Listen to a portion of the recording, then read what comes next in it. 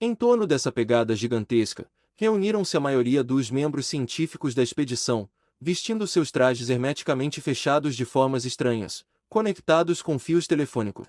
E o espetáculo, não fosse a imponência da descoberta, teria sido extremamente risível. Curvando-se sobre a marca na rocha, acenando com as cabeças, apontando com seus braços desajeitadamente equipados, pareciam uma assembleia de monstros antediluvianos reunidos em torno de sua presa. A decepção deles ao perceber que não foram encontradas outras marcas de qualquer coisa que se parecesse com a habitação humana foi muito grande. Ainda assim, essa pegada por si só era bastante suficiente, como todos declararam, para resolver a questão da antiga habitação da Lua, e serviria para a produção de muitos volumes eruditos após seu retorno à Terra, mesmo que nenhuma outra descoberta fosse feita em outras partes do mundo lunar. Foi a esperança de fazer tais outras descobertas que levou ao envio das outras várias expedições que já mencionei. Foi escolhido para acompanhar o carro que ia para Aristarchus, porque, como todos que haviam observado a Lua da Terra sabiam, havia algo muito misterioso naquela montanha. Eu sabia que era uma cratera com quase 30 milhas de diâmetro e muito profunda, embora seu fundo fosse claramente visível. O que o tornava notável era o fato de que o fundo e as paredes do cratera, particularmente do lado interno, brilhavam com uma luminosidade maravilhosa que os tornava quase ofuscantes quando vistos com um telescópio poderoso. Tão brilhantes eram, de fato, que o olho não conseguia ver muitos dos detalhes que o telescópio teria tornado visíveis, não fosse a enxurrada de luz que jorrava das montanhas. São William Herschel foi tão completamente enganado por essa aparência que supôs estar observando um vulcão lunar em erupção. Sempre foi uma questão difícil que causava a extraordinária luminosidade de Aristarchus. Incontáveis hipóteses foram inventadas para explicá-lo. Agora eu ia ajudar a resolver essas questões para sempre. De Cabo Heraclides a Aristarchus, a distância em linha reta era algo mais de 300 milhas. Nosso curso atravessava a parte nordeste do Mar das Chuvas, com enormes penhascos, massas montanhosas e picos brilhando à direita, enquanto na outra direção a vista era limitada pela distante cordilheira dos Apeninos lunares, cujos picos imponentes, quando vistos de nossa imensa elevação, pareciam tão nítidos quanto uma terror suíço. Quando chegamos a cerca de 100 milhas de nosso destino, nos encontramos flutuando diretamente sobre as chamadas Montanhas Arbinge. Os picos serrilhados de Aristarchus então apareceram à nossa frente, brilhando intensamente ao sol.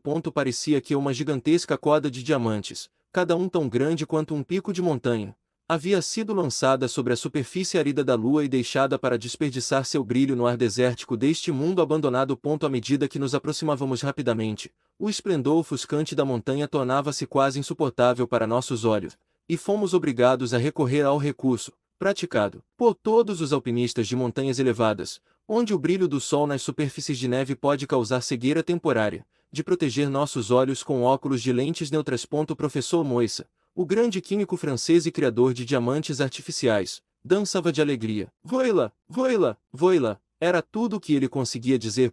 Quando estávamos comparativamente perto, a montanha não parecia mais brilhar com uma radiação uniforme, distribuída de maneira igual por toda a sua superfície, mas agora inúmeros pontos de luz, todos tão brilhantes quanto tantos pequenos sóis, brilhavam para nós. Era evidente que tínhamos diante de nós uma montanha composta de, ou pelo menos coberta com, cristais. Sem parar para pousar nas encostas externas da grande cadeia de picos em forma de anel que compunha Aristarchus, navegamos sobre sua borda e olhamos para o interior. Aqui o esplendor dos cristais era maior do que nas encostas externas, e o amplo piso do cratera, a milhares de pés abaixo de nós, brilhava e cintilava com uma radiação avassaladora, como se fosse um imenso depósito de diamantes, enquanto um pico no centro flamejava como uma tiara estupenda incrustada com gemas selecionadas. Ansiosos para ver o que eram esses cristais, o carro foi rapidamente permitido descer para o interior do cratera. Com grande cautela, pousamos o carro sobre o solo ardente, pois as bordas afiadas dos cristais certamente teriam rasgado os lados metálicos do carro se tivessem entrado em contato violento com eles. Vestindo nossos trajes herméticos, pisando cuidadosamente nesse maravilhoso solo, tentamos desprender alguns dos cristais. Muitos deles estavam firmemente fixados, mas alguns de tamanho surpreendente foram prontamente soltos. Uma inspeção de um momento mostrou que havíamos tropeçado na obra mais maravilhosa das forças de cristalização que os olhos humanos já haviam contemplado. Em algum momento da história passada da Lua, houve um enorme fluxo de material fundido do cratera. Isso havia coberto as paredes e preenchido parcialmente o interior, e mais tarde sua superfície floresceu em joias, tão densas quanto flores em um canteiro de violetas.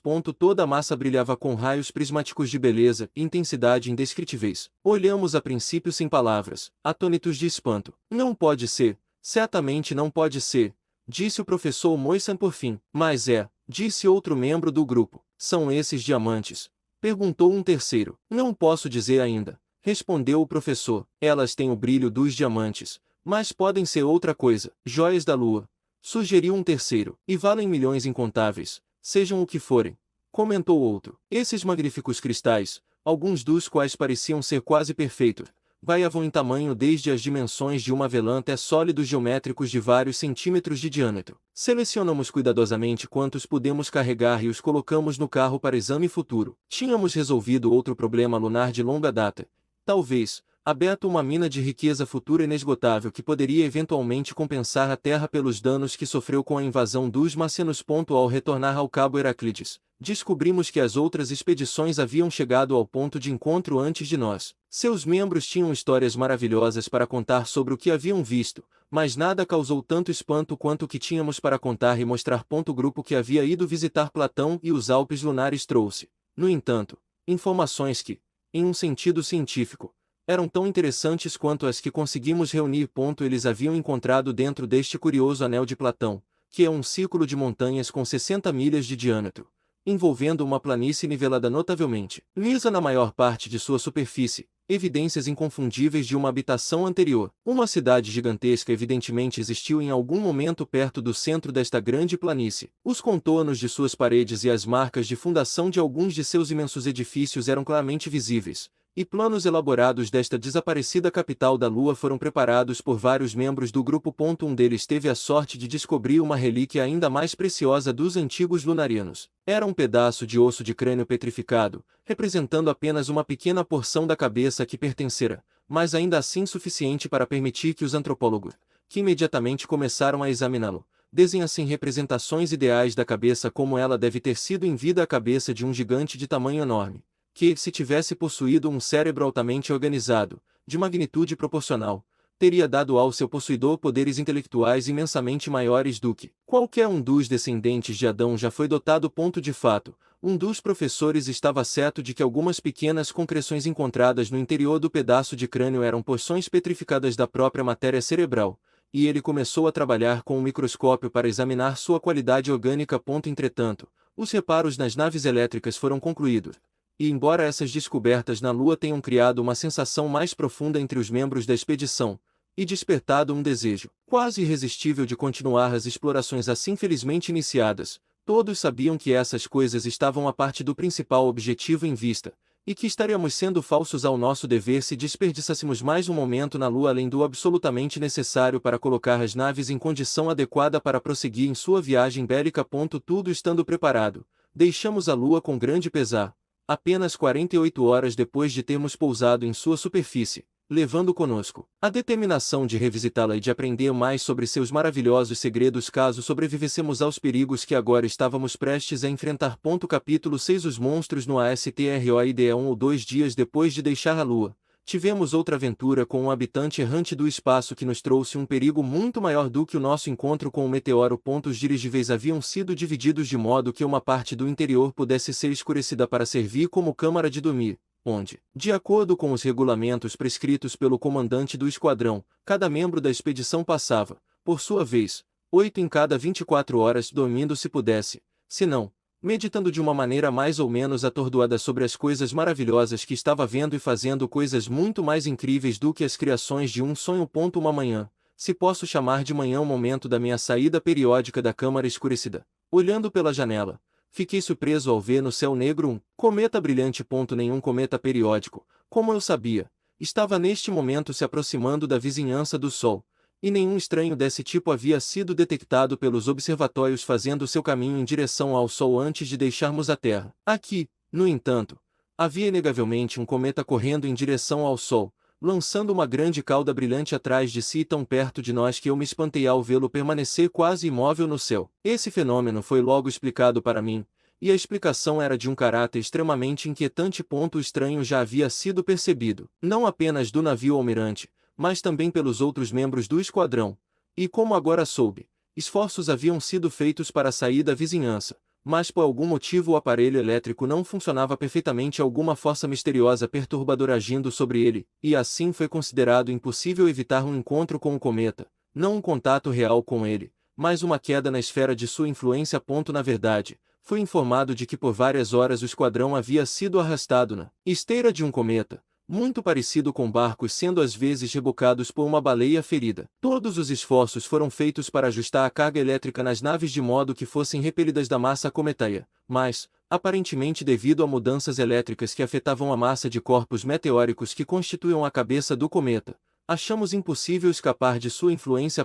Em um instante, as naves seriam repelidas, imediatamente depois, seriam atraídas novamente, e assim eram arrastadas para cá e para lá, mas nunca conseguiam se libertar da coleira invisível que o cometa havia lançado sobre elas. Este último movia-se com uma velocidade enorme em direção ao Sol e, consequentemente, estávamos sendo levados de volta, para longe do objetivo de nossa expedição, com uma perspectiva justa de sermos dissipados em vapores flamejantes quando o cometa nos arrastasse, prisioneiros involuntários, para a vizinhança imediata do forno solar. Até mesmo os mais serenos perderam o controle em esta terrível emergência. Todo tipo de artifício que a experiência ou a imaginação pudesse sugerir foi tentado, mas nada funcionou. Ainda assim, avançamos com os átomos eletrificados que compunham a cauda do cometa, balançando para frente e para trás sobre os membros do esquadrão, à medida que mudavam de posição, como a pluma de fumaça de um gigantesco transatlântico, flutuando sobre as aves marinhas que o seguem em seu curso.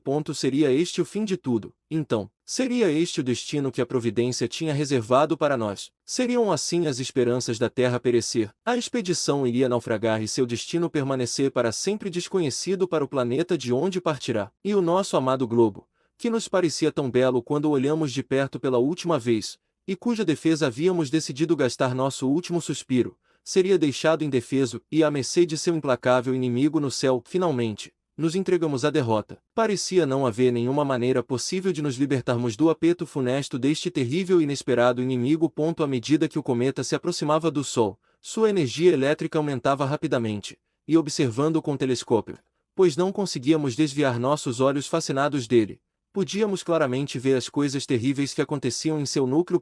Isso consistia em um número imenso de meteoros separados, de tamanho individual não muito grande, mas que estavam em constante movimento entre si, disparando para frente e para trás, colidindo e se esmagando, enquanto fontes de partículas metálicas incandescentes e vapores minerais quentes jorravam em todas as direções. Enquanto eu observava, incapaz de desviar os olhos, vi formas de Imaginae se revelando entre os meteoros flamejantes. Pareciam criaturas em agonia, agitando os braços, lamentando em suas posturas o terrível destino que as havia alcançado, e realmente gelando meu sangue com a pantomima de tortura que exibiam. Pensei em uma velha superstição que eu frequentemente ouvirá sobre a Terra, e exclamei: sim, com certeza, este é um inferno voador. À medida que a atividade elétrica do cometa aumentava, suas contínuas mudanças de potencial e polaridade tornaram-se mais frequentes, e as naves elétricas se moviam com ainda mais confusão do que antes. Ocasionalmente, um deles, tomado por um impulso súbito, avançava em direção ao núcleo do cometa com um acesso repentino de velocidade que derrubava todos os membros da tripulação, e todos se espalhavam pelo chão do carro enquanto ele corria, ao que parecia, para uma destruição inevitável e instantânea. Então, seja pelos esforços frenéticos do eletricista lutando com o controlador ou por outra mudança na polaridade do cometa, a nave seria salva no limiar da ruína e cambalearia para longe do perigo imediato. Assim, o esquadrão capturado foi arrastado, balançando e correndo de um lado para o outro, mas nunca conseguindo se afastar o suficiente do cometa para romper o vínculo de sua atração fatal.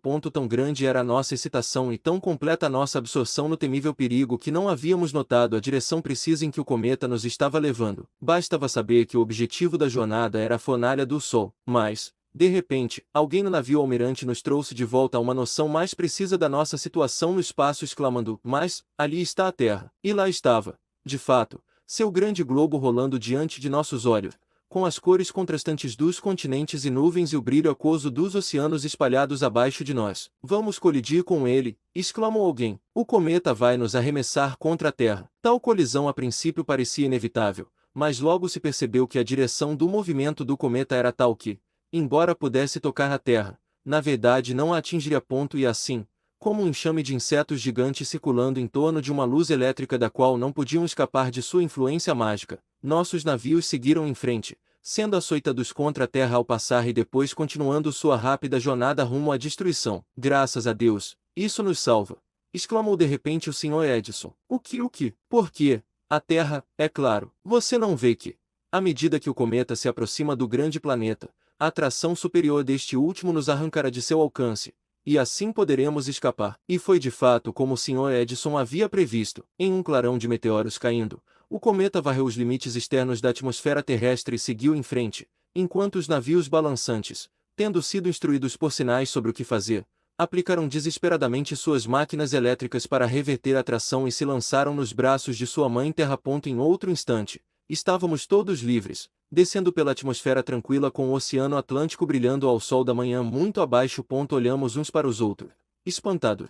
Então, este foi o fim da nossa viagem. Este foi o término de nossa empreitada bélica. Tínhamos partido para conquistar o mundo, e voltamos ignominiosamente arrastados na cauda de um cometa. A terra que íamos defender e proteger havia se tornado protetora, e estendendo seu forte braço, arrancou seus filhos tolos da destruição que eles haviam convidado. Seria impossível descrever o desgosto de cada membro da expedição. As naves elétricas se reuniram rapidamente e pairaram alto no ar, enquanto seus comandantes consultavam sobre o que deveria ser feito. Um sentimento universal de vergonha quase os levou a decidir não pousar na superfície do planeta, se possível, não deixar seus habitantes saberem o que havia ocorrido. Mas já era tarde demais para isso. Olhando cuidadosamente abaixo de nós, vimos que o destino nos havia trazido de volta ao nosso ponto de partida, e os sinais exibidos nas proximidades de Nova York indicavam que já havíamos sido reconhecidos. Não havia nada que pudéssemos fazer a não ser descer e explicar a situação. Não vou atrasar minha narrativa ao tentar descrever o espanto e a decepção dos habitantes da Terra quando, dentro de uma quinzena após nossa partida, nos viram de volta, sem os louros da vitória coroando nossas testas. A princípio, eles esperavam que estávamos voltando em triunfo, e fomos sobrecarregados com perguntas no momento em que chegamos a uma distância de fala. Vocês os derrotaram. Quantos estão perdidos? Há mais perigo. Tem um desses homens de Marte. Mas a sua alegria e a sua brincadeira se transformaram em lamento quando a verdade foi revelada. Fizemos uma história curta sobre isso, pois não tínhamos coragem de entrar em detalhes. Contamos sobre nossos infelizes companheiros que havíamos enterrado na Lua, e houve um lampejo de satisfação quando exibimos os maravilhosos cristais que havíamos coletado na cratera de Aristarchus. O Sr. Edison decidiu parar apenas o tempo suficiente para testar a maquinaria elétrica dos carros, que havia sido mais ou menos seriamente danificada durante nossa perseguição frenética ao cometa, e então partir diretamente de volta para Marte, desta vez em uma viagem contínua. Os astrônomos, que estavam observando Marte desde nossa partida com seus telescópios, relataram que luzes misteriosas continuavam visíveis, nas que nada indicando o início de outra expedição para a Terra havia sido visto. Dentro de 24 horas estávamos prontos para nossa segunda partida. A Lua já não estava mais em posição de nos ajudar em nosso caminho. Ela havia saído da linha entre Marte e a Terra. Acima de nós, no centro dos céus, brilhava o planeta vermelho que era o objetivo de nossa jornada. As necessárias computações de velocidade e direção de voo tendo sido repetidas, e as naves estando todas prontas, partimos diretamente para Marte. Uma enorme carga de eletricidade foi impartida a cada membro do esquadrão, para que assim que alcançássemos os limites superiores da atmosfera, onde as naves poderiam se mover rapidamente, sem o perigo de serem consumidas pelo calor desenvolvido pela fricção de sua passagem pelo ar, uma velocidade inicial muito grande pudesse ser impartida. Uma vez impulsionados por esse tremendo impulso elétrico, e sem atmosfera para resistir ao nosso movimento, deveríamos ser capazes de manter a mesma velocidade, exceto por encontros incidentais, até chegarmos perto da superfície de Marte. Quando estávamos livres da atmosfera, e as naves se afastavam da Terra, com a maior velocidade que conseguimos imprimir. Foram feitas observações nas estrelas para determinar a taxa de nossa velocidade. Descobriu-se que era 10 milhas por segundo, ou 864 mil milhas em um dia, uma velocidade muito maior do que aquela com a qual viajamos ao começar a tocar na Lua. Supondo que essa velocidade permaneça uniforme e sem resistência conhecida, pode-se razoavelmente esperar que assim seja. Chegaríamos a Marte em pouco menos de 42 dias, a distância do planeta da Terra sendo, neste momento, cerca de 36 milhões de milhas. Nada ocorreu durante muitos dias para interromper nossa jornada. Acostumamo-nos com nosso estranho entorno, e muitas diversões foram providenciadas para passar o tempo. Os astrônomos da expedição encontraram muita ocupação em estudar os aspectos das estrelas e dos outros corpos celestes a partir de seu novo ponto de vista. Ao final de cerca de 35 dias, havíamos nos aproximado tanto de Marte que, com nossos telescópios, que, embora pequenos, eram de imensa potência, podíamos discernir em sua superfície características e detalhes que ninguém havia conseguido vislumbrar da Terra.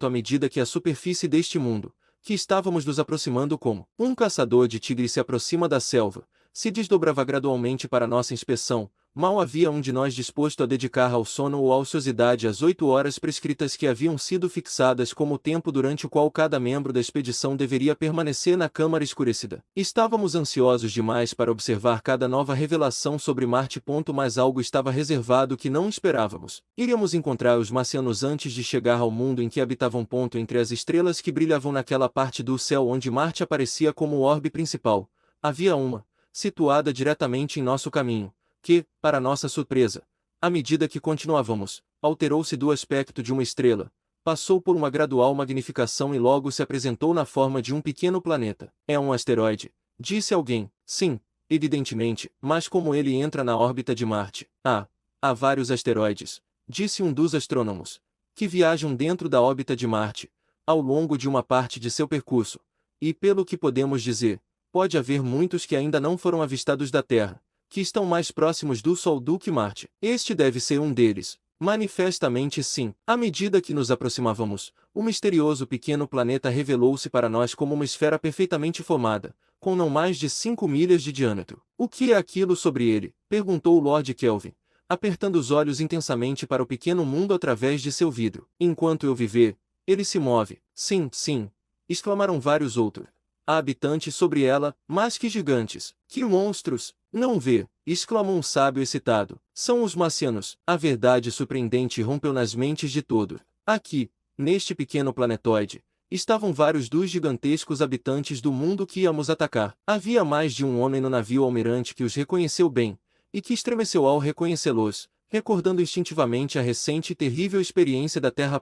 Era este um posto avançado do bélico Marte. Ao redor desses inimigos monstruosos, vimos vários de seus motores de guerra. Alguns desses pareciam ter sido destruídos, mas pelo menos um, pelo que pudemos ver, ainda estava em condições adequadas para uso. Como essas criaturas chegaram lá? Bem, isso é fácil de explicar, eu disse, enquanto uma lembrança repentina surgiu em minha mente. Você não se lembra do relatório dos astrônomos há mais de 6 meses, no final da conferência em Washington, que indicava que algo parecia indicar a partida de uma nova expedição de Marte? Não ouvimos mais nada sobre essa expedição desde então. Sabemos que ela não chegou à Terra. Deve ter colidido com este asteroide, encalhado nesta rocha no oceano do espaço e naufragado aqui. Pegamos eles. Então, gritou nosso timoneiro elétrico, que havia sido operário no laboratório do Sr. Edison e tinha confiança ilimitada em seu chefe. Os navios elétricos foram imediatamente instruídos por sinal a desacelerar, uma operação que foi facilmente realizada através da repulsão elétrica do asteroide.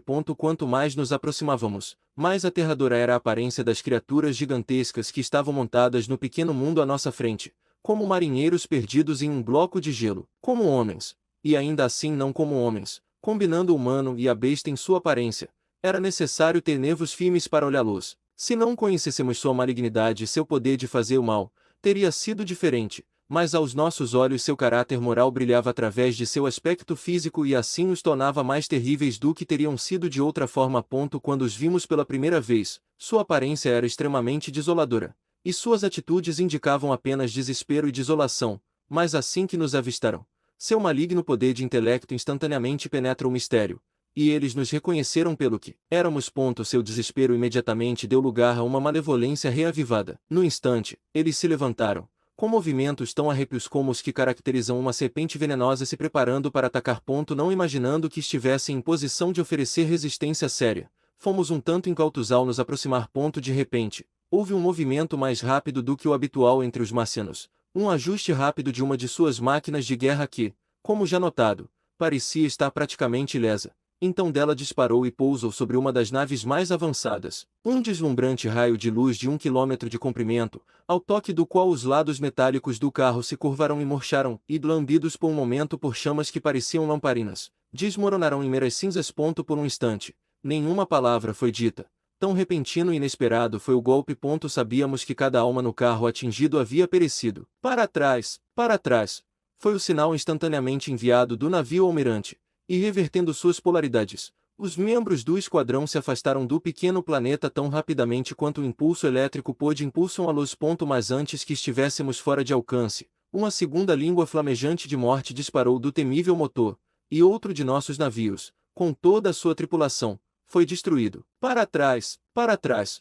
Foi o sinal instantaneamente transmitido do navio almirante, e os membros do esquadrão se afastaram rapidamente do pequeno planeta. Mas antes que estivéssemos fora de alcance, uma segunda língua de morte disparou do temível motor, e outro de nossos navios, com toda a sua tripulação, foi destruído. Foi um começo desfavorável para nós. 2 dos nossos navios elétricos, com suas tripulações inteiras, haviam sido eliminados da existência, e esse golpe aterrador havia sido desferido por alguns inimigos encalhados e incapacitados flutuando em um asteroide. Que esperança teríamos nós quando encontrássemos os milhões de Marte em seu próprio terreno e preparados para a guerra? No entanto, não seria bom desanimar. Fomos descuidados, e devemos ter muito cuidado para não cometer o mesmo erro novamente. A primeira coisa a fazer era vingar a morte dos nossos camaradas. A questão de saber se éramos capazes de enfrentar esses marcianos e superá-los poderia muito bem ser resolvida aqui e agora. Eles provaram do que eram capazes, mesmo quando incapacitados e em desvantagem. Agora era a nossa vez. Capítulo 7. Um planeta de ouro. O esquadrão havia sido rapidamente retirado para uma distância considerável do asteroide. O alcance da misteriosa artilharia empregada pelos marcianos era desconhecido para nós. Nem sequer conhecemos o limite do alcance efetivo dos nossos próprios desintegradores. Se ficar provado que os marcianos eram capazes de desferir seus golpes a uma distância maior do que qualquer uma que pudéssemos alcançar, então eles, é claro, teriam uma vantagem insuperável. Por outro lado, se descobrir que nosso alcance era maior que o deles, a vantagem estaria do nosso lado. Ou o que talvez fosse mais provável, poderia não haver praticamente nenhuma diferença no alcance efetivo dos motores. De qualquer forma, íamos descobrir como estava a situação, e isso sem demora. Tudo estando pronto, os desintegradores todos em funcionamento, e os homens capazes de operá-los, a maioria dos quais eram atiradores experientes, escolhidos entre os oficiais do Exército Regular dos Estados Unidos, e acostumados ao tiro certeiro e aos acertos precisos do Oeste, de pé em seus postos. O esquadrão avançou novamente. Para distrair a atenção dos marcianos, os navios elétricos foram distribuídos por um amplo espaço. Alguns desceram diretamente em direção ao asteroide, outros se aproximaram dele por ataque de flanco, de um lado e do outro. O navio almirante avançou diretamente em direção ao ponto onde ocorreu o primeiro desastre. Seu intrépido comandante sentia que seu posto deveria ser o de maior perigo, e onde os golpes mais severos seriam dados e recebidos. A aproximação dos navios foi feita com grande cautela. Observando os marcianos com nossos telescópios, podíamos ver claramente que eles estavam desconcertados pela ordem dispersa de nosso ataque. Mesmo que todos os seus motores de guerra estivessem em condições adequadas para uso, teria sido impossível para eles enfrentar o ataque simultâneo de tantos inimigos descendo sobre eles do céu. Mas eles eram feitos de coragem de combate, como sabíamos por experiência antiga. Não se tratava de rendição, eles não sabiam como se render, e nós não sabíamos como exigir a rendição deles. Além disso, a destruição dos 2 navios elétricos com os 40 homens, muitos dos quais tinham nomes amplamente conhecidos na Terra, havia excitado uma espécie de fúria entre os membros do esquadrão que clamava por vingança. De repente, uma repetição do rápido movimento dos marcianos, que havia sido o precursor do golpe anterior, foi observada vivamente. Um clarão ofuscante rompeu de seus motores de guerra e instantaneamente um arrepio percorreu a estrutura do navio almirante. O ar dentro do navio tremia com pulsações estranhas e parecia ter assumido de repente a temperatura de um forno de fundição. Todos nós ofegamos por ar. Nossas gargantas e pulmões pareciam queimados no ato de respirar. Alguns desmaiaram no chão. Os atiradores, carregando os desintegradores prontos para uso, cambalearam, e um deles deixou cair seu instrumento. Mas não havíamos sido destruídos como nossos camaradas antes de nós. Em um momento, a onda de calor passou, aqueles que haviam caído se recuperaram de seu estupor momentâneo e se levantaram vacilantes. O timoneiro elétrico hesitou em seu posto. Avancem, disse o Sr. Edison com firmeza, com os traços determinados e os olhos ardendo. Estamos ainda além do alcance efetivo deles. Vamos nos aproximar para garantir que o trabalho seja feito quando atacarmos. O navio seguiu em frente. Podia-se ouvir os batimentos cardíacos de seus ocupantes. Os outros membros do esquadrão, pensando por um momento que o desastre havia atingido o navio-mãe, Haviam parado e pareciam estar meditando a fuga. Ordem para prosseguir, disse o Sr. Edison. O sinal foi dado, e o círculo de naves elétricas fechou-se em torno do asteroide. Entretanto, o Sr. Edison estava vestindo seu traje hermético. Antes que pudéssemos compreender claramente sua intenção, ele havia passado pela porta dupla com tranca que dava acesso ao exterior do carro sem permitir a perda de ar, e estava de pé sobre o que servia como o convés da nave. Na mão, ele carregava um desintegrador. Com um movimento rápido, ele mirou o mais rápido possível. Saltei para o seu lado. Cheguei a tempo de notar o familiar brilho azul em torno do instrumento, que indicava que suas energias terríveis estavam em ação. O som zumbido estava ausente, porque aqui, no espaço aberto, onde não havia atmosfera, não poderia haver som. Meus olhos estavam fixos no motor do marciano, que acabará de nos desferir um golpe impressionante, mas não fatal, e particularmente notei um botão polido projetando-se dele, que parecia ter sido o foco de onde emanava seu raio destrutivo. Um momento depois, o botão desapareceu. As vibrações irresistíveis dispararam do desintegrador elétrico e caíram sobre ele, instantaneamente despedaçando em átomos. Isso os conserta, disse o Sr. Edison, virando-se para mim com um sorriso. De fato os consertou. Tínhamos efetivamente estragado a arma deles. Não desferiria mais golpes mortais. As ações do navio almirante foram observadas de perto por todo o esquadrão. O efeito de seu golpe foi evidente para todos, e um momento depois vimos, em alguns dos navios mais próximos, homens vestidos com seus trajes de ar, aparecendo no convés, balançando os braços e enviando aplausos silenciosos para o espaço vazio. O golpe que desferimos foi interpretado por várias das naves elétricas como um sinal para um ataque conjunto, e vimos dois dos marcianos caírem ao lado das ruínas de seu motor, suas cabeças tendo sido arrancadas de seus corpos. Ordem para que parem de disparar, ordenou o Sr. Edison. Conseguimos derrubá-los, e não vamos matá-los sem necessidade. Parece que você não incluiu o texto a ser traduzido. Por favor, envie o texto para que eu possa ajudar com a tradução para o português. Além disso, acrescentou ele, quero capturar alguns deles vivos. O sinal foi dado como ele havia ordenado. O navio almirante então desceu lentamente em direção ao local no asteroide onde os marcianos prostrados estavam. À medida que nos aproximávamos deles, uma cena terrível se desenrolou diante de nossos olhos. Evidentemente, não havia mais do que meia dúzia de monstros no início. 2 deles estavam estirados sem cabeça no chão. 3 outros sofreram ferimentos horríveis onde os feixes vibratórios invisíveis dos desintegradores os haviam atingido, e não podiam sobreviver por muito tempo. Apenas um parecia estar ileso. À medida que nos aproximávamos deles, uma cena terrível se desenrolou. 2 dos marcianos estavam estendidos sem cabeça no chão. 3 outros haviam sofrido ferimentos horríveis, e apenas um parecia estar ileso. É impossível para mim descrever a aparência desta criatura em termos que seriam facilmente compreendidos. Ele era como um homem. Sim e não. Ele possuía muitas características humanas, mas eram exageradas e monstruosas em escala e em detalhe. Sua cabeça era de tamanho enorme, e seus enormes olhos salientes brilhavam com um estranho fogo de inteligência. Seu rosto era como uma caricatura, mas não uma que fizesse o espectador rir. Erguendo-se, ele se elevava a uma altura de pelo menos 15 pés. Mais que o leitor não suponha, a partir desta descrição inadequada, que os marcianos despertavam no observador precisamente a sensação que seria causada pela visão de um gorila, ou outro habitante repulsivo de nossas selvas terrestres, confrontando-o repentinamente em seu habitat nativo. Com todas as suas características horríveis, e todas as suas sugestões de besta e monstro. No entanto, o marciano produzia a impressão de ser uma pessoa e não um mero animal. Já me referi ao tamanho enorme de sua cabeça e ao fato de que seu semblante apresentava considerável semelhança com o de um homem. Havia algo em seu rosto que fazia o espectador sentir um arrepio na alma. Podia-se sentir ao olhar para ele que ali estava o intelecto, a inteligência desenvolvida ao mais alto grau, mas na direção do mal em vez do bem. As sensações de alguém que havia estado cara a cara com Satanás, quando ele foi expulso dos parapeitos do céu pelas espadas de seus companheiros arcanjos, e o viu transformado de Lúcifer, o filho da manhã, no príncipe da noite e do inferno, podem não ter sido diferentes daquelas que agora experimentávamos ao contemplar esta figura terrível, que parecia combinar os poderes intelectuais de um homem, elevados ao seu mais alto grau, com algumas das características físicas de uma besta, e toda a depravação moral de um demônio. A aparência do marciano era de fato tão ameaçadora e repulsiva que paramos a 50 pés acima do chão,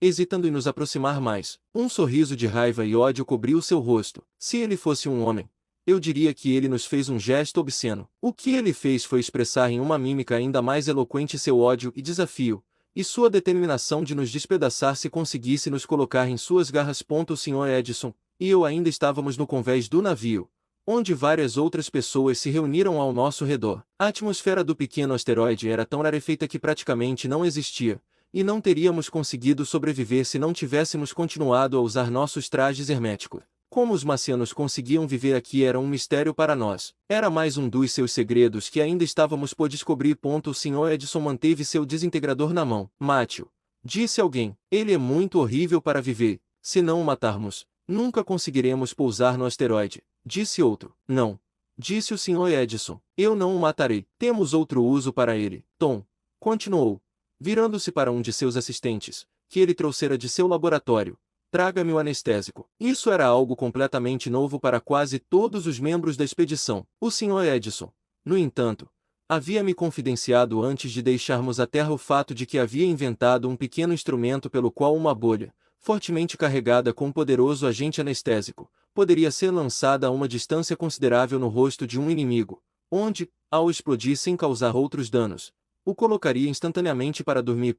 Quando Tom colocou o instrumento em suas mãos, o Sr. Edison ordenou à nave elétrica que avançasse ligeiramente e descesse um pouco em direção ao marciano, que, com olhos vigilantes e gestos ameaçadores, notou nossa aproximação na atitude de uma besta selvagem prestes a atacar. De repente, o Sr. Edison disparou do instrumento em sua mão um pequeno globo gasoso, que brilhava como uma bola de arco-íris emaranhados ao sol, e disparou com uma velocidade surpreendente diretamente para o rosto virado do marciano. Ele explodiu ao tocar e o monstro caiu inconsciente no chão. Você o matou! Exclamaram todos. Não, disse o Sr. Edison. Ele não está morto, apenas dormindo. Agora vamos descer e amarrá-lo bem antes que ele possa acordar. Quando chegamos para amarrar nosso prisioneiro com cordas fortes, ficamos mais impressionados do que nunca com sua estatura e forças gigantescas. Evidentemente, em combate singular com armas iguais, ele teria sido um adversário à altura de 20 de nós. Quando viemos amarrar nosso prisioneiro com cordas fortes, ficamos mais do que nunca impressionados com sua estatura e forças gigantescas. Ele poderia ter sido um igual para 20 de nós. Tudo que eu havia lido sobre gigantes não conseguiu produzir em minha mente a impressão de tamanho enorme e tremenda energia física que o corpo adormecido deste imenso marciano produzia. Ele havia caído de costas e estava em um sono profundo. Todos os seus traços estavam relaxados.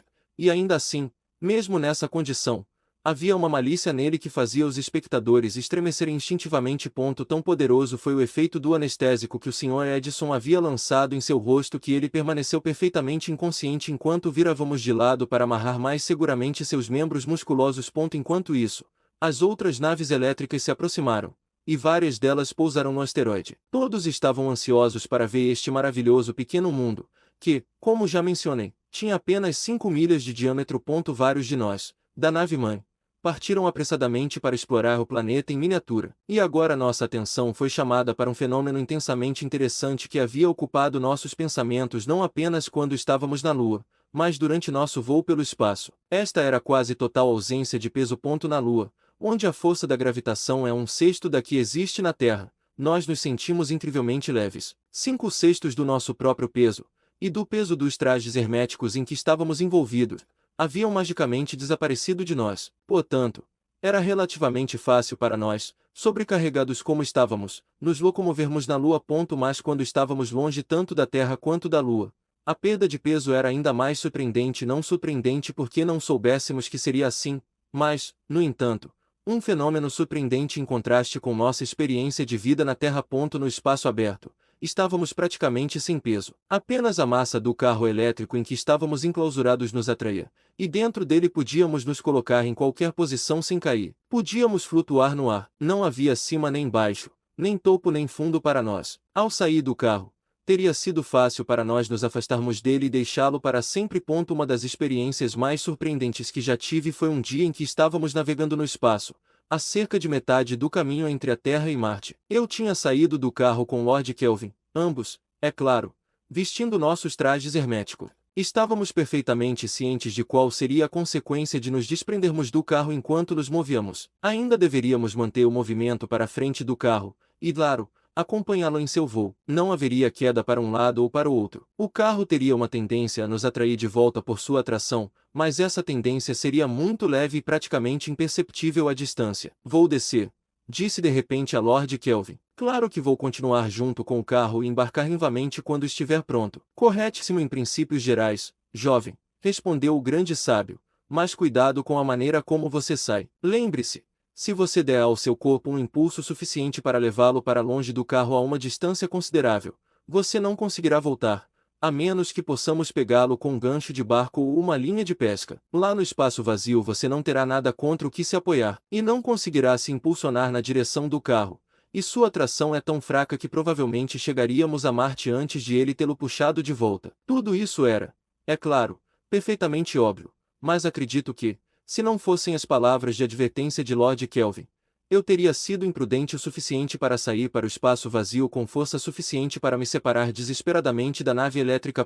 Como estava, tomei muito cuidado para me segurar em uma parte saliente do carro. Ocasionalmente, soltando cautelosamente meu apeto, experimentei por alguns minutos o delicioso e indescritível prazer de ser um pequeno planeta balançando pelo espaço, sem nada para me sustentar e sem nada para interferir no meu movimento. O Sr. Edison, ao acaso encontrando-se no convés do navio naquele momento e vendo o que estávamos fazendo, imediatamente disse: eu devo me precaver contra esse perigo. Se não o fizer, há uma chance de chegarmos a Marte com as naves meio vazias e as tripulações flutuando impotentemente ao nosso redor. A maneira de Mr. Edison de se proteger contra o perigo foi inventar um pequeno aparelho, modelado a partir daquele que era a força governante das próprias naves elétricas, e que, sendo enclausurado nos trajes herméticos, permitia aos seus usuários manipular a carga elétrica sobre eles de tal forma que podiam fazer excursões dos carros para o espaço aberto como lanchas a vapor de um navio, indo e voltando à vontade.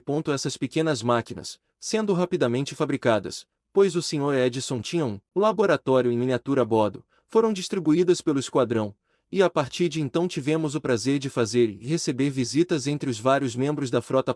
Mas, voltando dessa digressão para nossa experiência com o asteroide, este último, sendo um corpo de alguma massa, foi, é claro, capaz de nos conferir um grau mensurável de peso, tendo 5 milhas de diâmetro, assumindo que sua densidade média fosse a mesma da Terra. O peso dos corpos em sua superfície deveria ter a mesma proporção em relação ao seu peso na Terra que o raio do asteroide tinha em relação ao raio da Terra. Em outras palavras, como 1 para 1.600. Tendo feito esse cálculo mental, eu sabia que meu peso, sendo 150 libras na Terra, deveria ser 1,5 onças neste asteroide. Curioso para ver se o fato confirmaria a teoria, eu me pese com uma balança de mola. O Sr. Edison, Lord Kelvin e os outros cientistas ilustres assistiram à operação com grande interesse.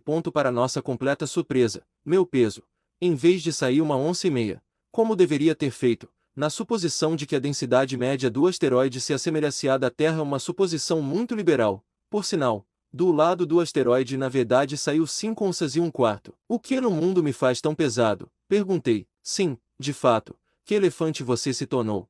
Disse o Sr. Edison. Lord Kelvin enfiou seu monóculo no olho e inspecionou cuidadosamente a balança. Está absolutamente certo, ele disse. Você realmente pesa 5 onças e um quarto. Demais, absolutamente demais. Ele acrescentou. Você não deveria fazer isso, sabe? Talvez a culpa esteja no asteroide, sugeriu o professor Silvanus P. Thompson. Exatamente, exclamou Lord Kelvin, um olhar de compreensão súbita espalhando-se por suas feições. Sem dúvida, é a constituição interna do asteroide que é a causa da anomalia. Precisamos investigar isso. Deixe-me ver. O peso deste senhor é 3,5 vezes maior do que deveria ser. Que elemento tem uma densidade que excede a densidade média da Terra nessa proporção? Ouro, exclamou um dos membros do grupo. Por um momento, ficamos atordoados além da expressão. A verdade nos atingiu como um relâmpago.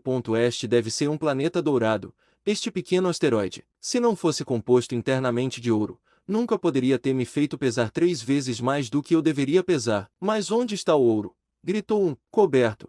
É claro, disse Lord Kelvin. Enterrado em poeira estelar. Este asteroide não poderia ter continuado a viajar por milhões de anos através de legiões de espaço cobertas de partículas meteóricas sem se cobrir com a inevitável poeira e sujeira de tal jornada. Devemos cavar agora, e então, sem dúvida, encontraremos o metal. Essa sugestão foi imediatamente colocada em prática. Algo que servisse como pá foi apanhado por um dos homens. Em poucos minutos um buraco foi cavado no solo relativamente leve do asteroide.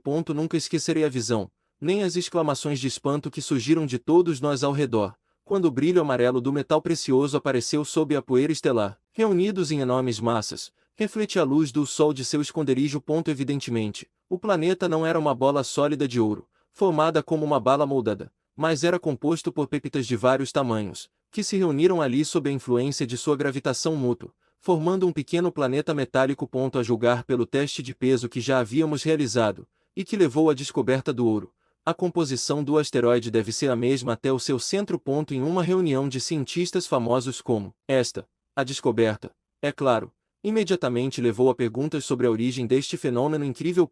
Como essas massas de ouro se juntaram? Como foi que, com exceção da fina crosta do asteroide, quase toda a sua substância era composta do metal precioso? Alguém afirmou que era absolutamente impossível haver tanto ouro a uma distância tão grande do Sol. É a lei geral, disse ele, que os planetas aumentam em densidade em direção ao Sol. Há todas as razões para pensar que os planetas internos possuem a maior quantidade de elementos densos, enquanto os externos são comparativamente leves. Mas outro se referiu à antiga teoria de que houve uma vez, nesta parte do Sistema Solar, um planeta que foi despedaçado por alguma explosão misteriosa, os fragmentos formando o que conhecemos como asteroides. Na sua opinião, este planeta poderia ter contido uma grande quantidade de ouro, e ao longo das eras o ouro, tendo, em consequência do seu peso atômico superior, não sido tão amplamente disperso pela explosão como alguns dos outros elementos do planeta, havia se reunido neste corpo. Mas observe que Lord Kelvin e os outros homens de ciência mais distintos não disseram nada durante esta discussão. O homem verdadeiramente erudito, ou verdadeiramente sábio, eles não iam estabelecer as teorias sem fatos suficientes para sustentá-las. O único fato de que o ouro estava aqui era tudo o que eles tinham no momento. Até que pudessem aprender mais, não estavam preparados para teorizar sobre como o ouro chegou lá. E na verdade, deve-se confessar, a maioria de nós realmente se importava menos com a explicação do maravilhoso fato do que com o próprio fato. Ouro é uma coisa que pode aparecer em qualquer lugar, e a qualquer momento sem oferecer desculpas ou explicações. Ufa, não vamos ficar ricos! Exclamou uma voz. Como vamos cavar e trazer isso de volta para a Terra? Perguntou outro. Carreguem nos bolsos. Disse um. Não há necessidade de reivindicar aqui, comentou outro. Há o suficiente para todos. O Sr. Edison de repente mudou o rumo da conversa. O que você acha que aqueles marcianos estavam fazendo aqui? Por quê? Eles naufragaram aqui. Nem pensar, disse o Sr. Edison. Segundo a sua própria explicação, eles não poderiam ter sido destruídos aqui. Este planeta não tem gravidade suficiente para destruí-los com uma queda, e além disso, eu estive observando as máquinas deles e sei que houve uma luta. Uma luta, exclamaram vários, levantando as orelhas. Sim, disse o Sr. Edison. Aquelas máquinas apresentam as marcas dos relâmpagos dos marcianos. Elas foram desativadas, mas são feitas de algum metal ou alguma liga de metais desconhecidos para mim, e consequentemente, resistiram à força destrutiva aplicada a elas, assim como nossos navios elétricos não conseguiram resistir. Está perfeitamente claro para mim que elas foram desativadas em uma batalha. Os marcianos devem ter lutado entre si, sobre o ouro, exclamou um. Claro. Sobre o que mais poderíamos brigar? Neste instante, um dos nossos homens veio correndo de uma distância considerável, acenando com os braços excitadamente, mas incapaz de dar voz à sua história, na atmosfera inestimável do asteroide, até que ele se aproximou e fez conexão telefônica conosco. Há muitos marcianos mortos lá, ele disse. Estão se limpando uns aos outros. É isso, disse o Sr. Edison. Eu soube disso quando vi a condição dessas máquinas. Então esta não é uma expedição destruída, dirigida contra a Terra. De maneira nenhuma. Esta deve ser a grande mina de ouro de Marte, disse o presidente de uma empresa de mineração australiana, abrindo tanto os olhos quanto a boca enquanto falava. Sim, evidentemente é isso. É aqui que eles vêm para buscar sua riqueza. E isto, eu disse, deve ser a época de colheita deles. Você nota que este asteroide, estando vários milhões de milhas mais perto do Sol do que Marte, deve ter um período de revolução consideravelmente mais curto. Quando está em conjunção com Marte, ou quase, como está no momento, a distância entre os dois não é muito grande, enquanto que quando está na parte oposta de sua órbita, eles estão separados por um enorme espaço e o Sol está entre eles. Manifestamente, no último caso, seria perigoso, se não totalmente impossível, para os marcianos visitarem o asteroide dourado, mas quando ele está perto de Marte, como está atualmente, e como deve estar periodicamente por vários anos de cada vez, então é a oportunidade deles, com seus carros projetados lançados com a ajuda dos explosivos misteriosos que possuem, é fácil para eles, nessas circunstâncias, fazer visitas ao asteroide, tendo obtido todo o ouro de que precisam ou todo o que conseguem carregar, um impulso comparativamente leve dado ao seu carro, cuja direção é cuidadosamente calculada, os levará de volta a Marte. Se é assim, exclamou uma voz, é melhor cuidarmos de nós mesmos. Entramos em um verdadeiro vespeiro. Se este é o lugar onde os marcianos vêm cavar ouro, e se este é o auge da temporada deles, como você disse, é improvável que nos deixem aqui muito tempo sem perturbações. Esses caras devem ter sido piratas com quem eles lutaram, disse outro. Mas o que aconteceu com os regulares, então? Mas o que aconteceu com os fregueses, então? Provavelmente voltaram para Marte em busca de ajuda, e eles estarão aqui de novo bem rápido. Receio. Provavelmente. Voltaram para Marte em busca de ajuda, e eles estarão aqui novamente bem rápido. Receio. Parece que você não incluiu o texto a ser traduzido. Por favor, envie o texto que deseja traduzir para o português.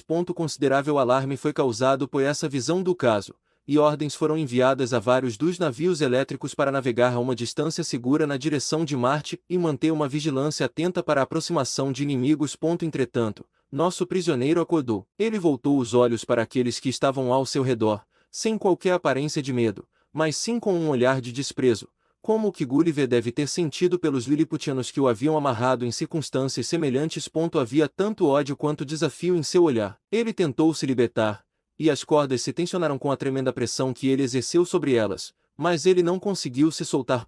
Satisfeitos de que o marciano estava devidamente amarrado, deixamo-lo onde estava. E enquanto aguardávamos notícias das naves que haviam sido enviadas para fazer reconhecimento, continuamos a exploração do pequeno planeta. Em um ponto quase oposto ao local onde havíamos pousado, encontramos a mina que os marcianos estavam explorando. Eles haviam removido a fina camada de solo, deixando à mostra os ricos depósitos de ouro abaixo, e grandes quantidades deste último haviam sido removidas. Algumas delas estavam tão solidamente compactadas que as marcas dos instrumentos com os quais haviam sido extraídas eram visíveis como as deixadas por uma faca cortando o queijo.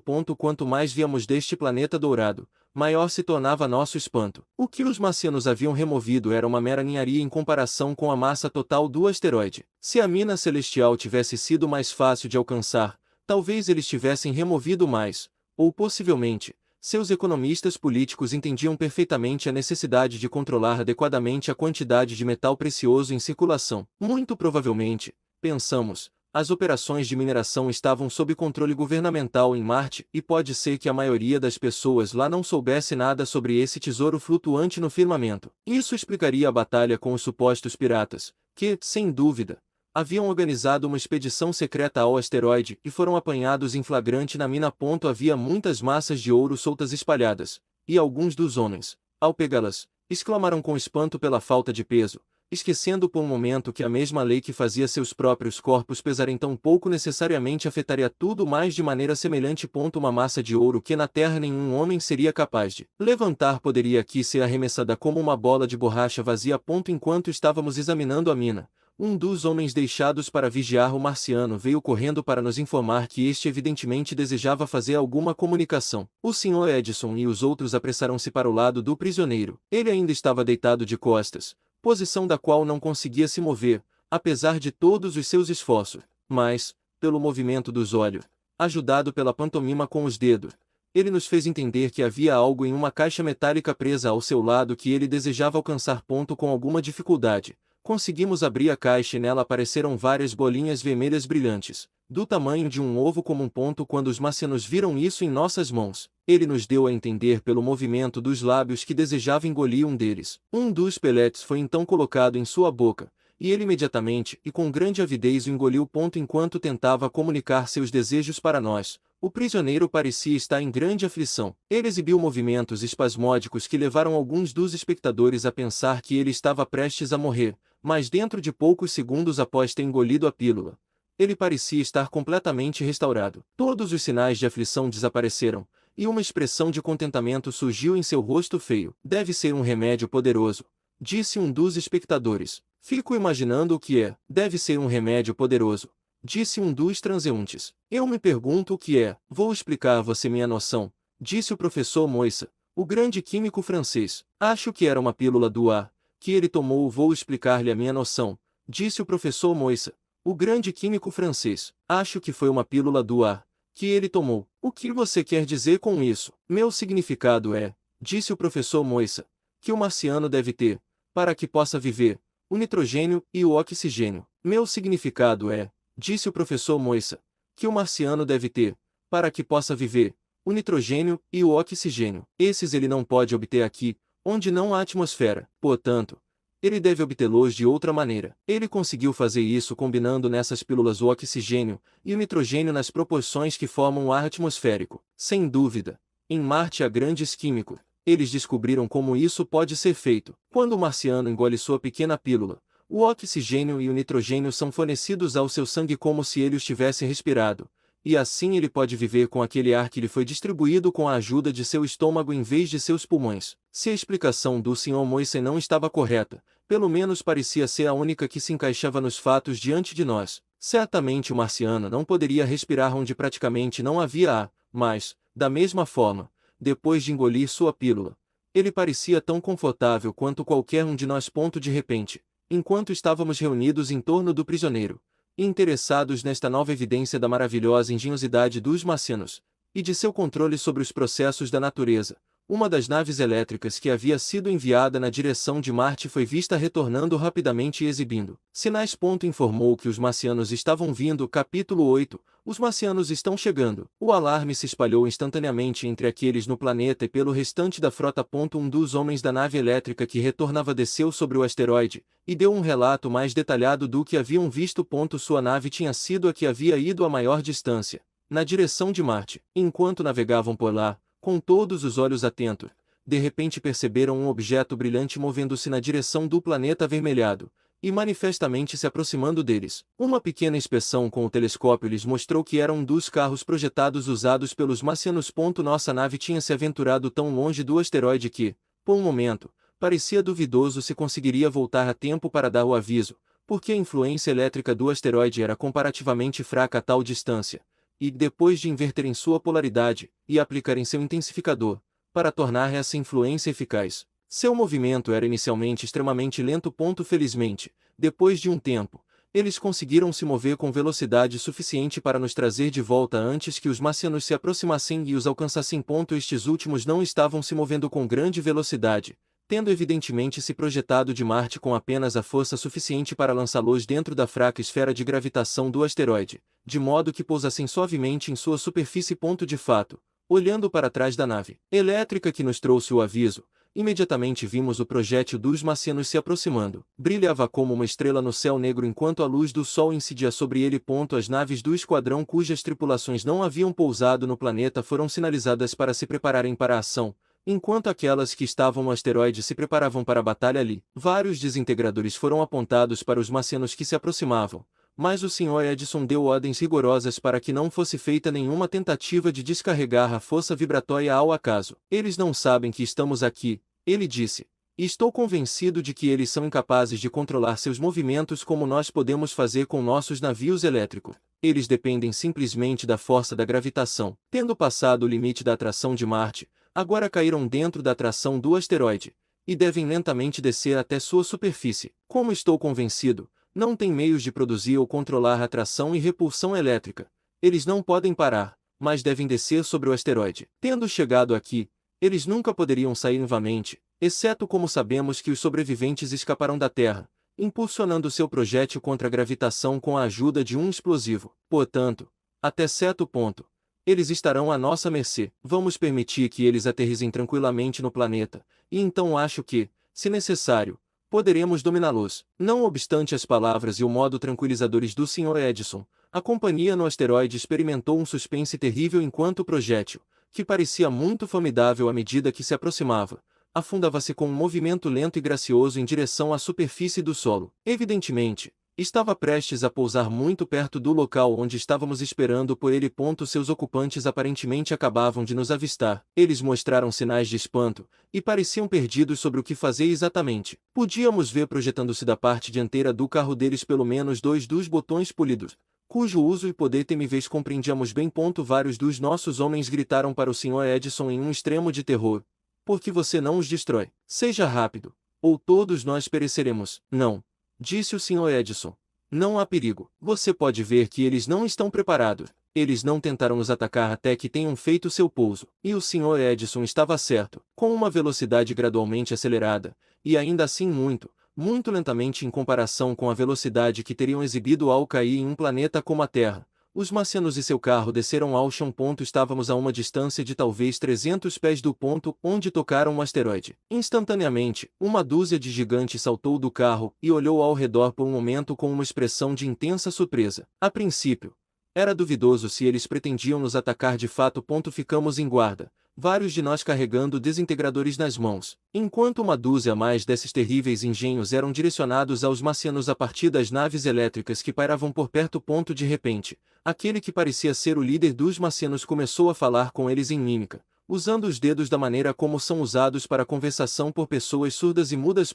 Claro, não sabíamos o que ele estava dizendo, mas seu significado se tornou perfeitamente evidente um minuto depois. Claramente, eles não compreendiam os poderes dos estranhos de aparência insignificante com quem tinham que lidar. Em vez de direcionar seus motores destrutivos contra nós, eles avançaram correndo, com o evidente propósito de nos fazer prisioneiros ou nos esmagar pela força bruta. O suave zumbido do desintegrador nas mãos do Sr. Edison, que estava perto de mim, chegou aos meus ouvidos através do fio telefônico. Ele rapidamente moveu o espelho concentrador para cima e para baixo, e instantaneamente o primeiro marciano desapareceu. Parte de algum vestido metálico que ele usava caiu ao chão onde ele estava, sua taxa vibratória não tendo sido incluída no alcance individual desintegrador. Seus seguidores pararam por um momento, espantados, olharam ao redor como se procurassem seu líder. E então correram de volta para seu projétil e desapareceram dentro dele. Agora temos negócios em nossas mãos, disse o Sr. Edison. Cuidem de vocês mesmos. Enquanto ele falava, viu o botão mortal do motor de guerra contido no carro dos marcianos se mover em nossa direção. Em outro instante, teria lançado seu raio destrutivo. Antes que isso pudesse ocorrer, no entanto, ele foi dissipado no espaço por um feixe vibratório de um desintegrador.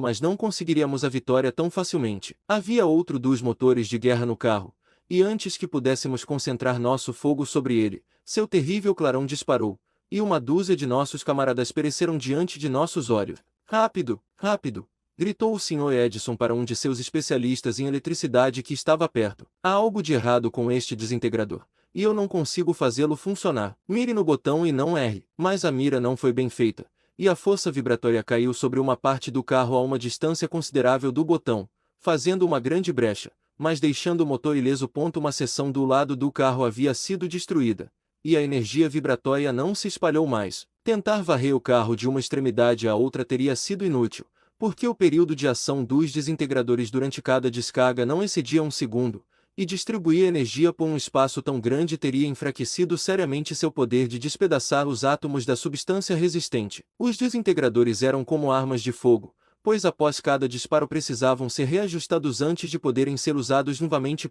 Através da brecha, vimos os marcianos lá dentro fazendo esforços desesperados para direcionar seu motor contra nós, pois após seu primeiro golpe desastroso, havíamos rapidamente mudado nossa posição. Rapidamente, o botão polido, que brilhava como um olho maligno, moveu-se para nos varrer. Instintivamente, embora de forma descuidada, nos havíamos reunido em um grupo. Uma única descarga nos varreria todos para a eternidade. Ninguém vai disparar contra eles, exclamou o Sr. Edison, lutando com o desintegrador em suas mãos que ainda se recusava a funcionar.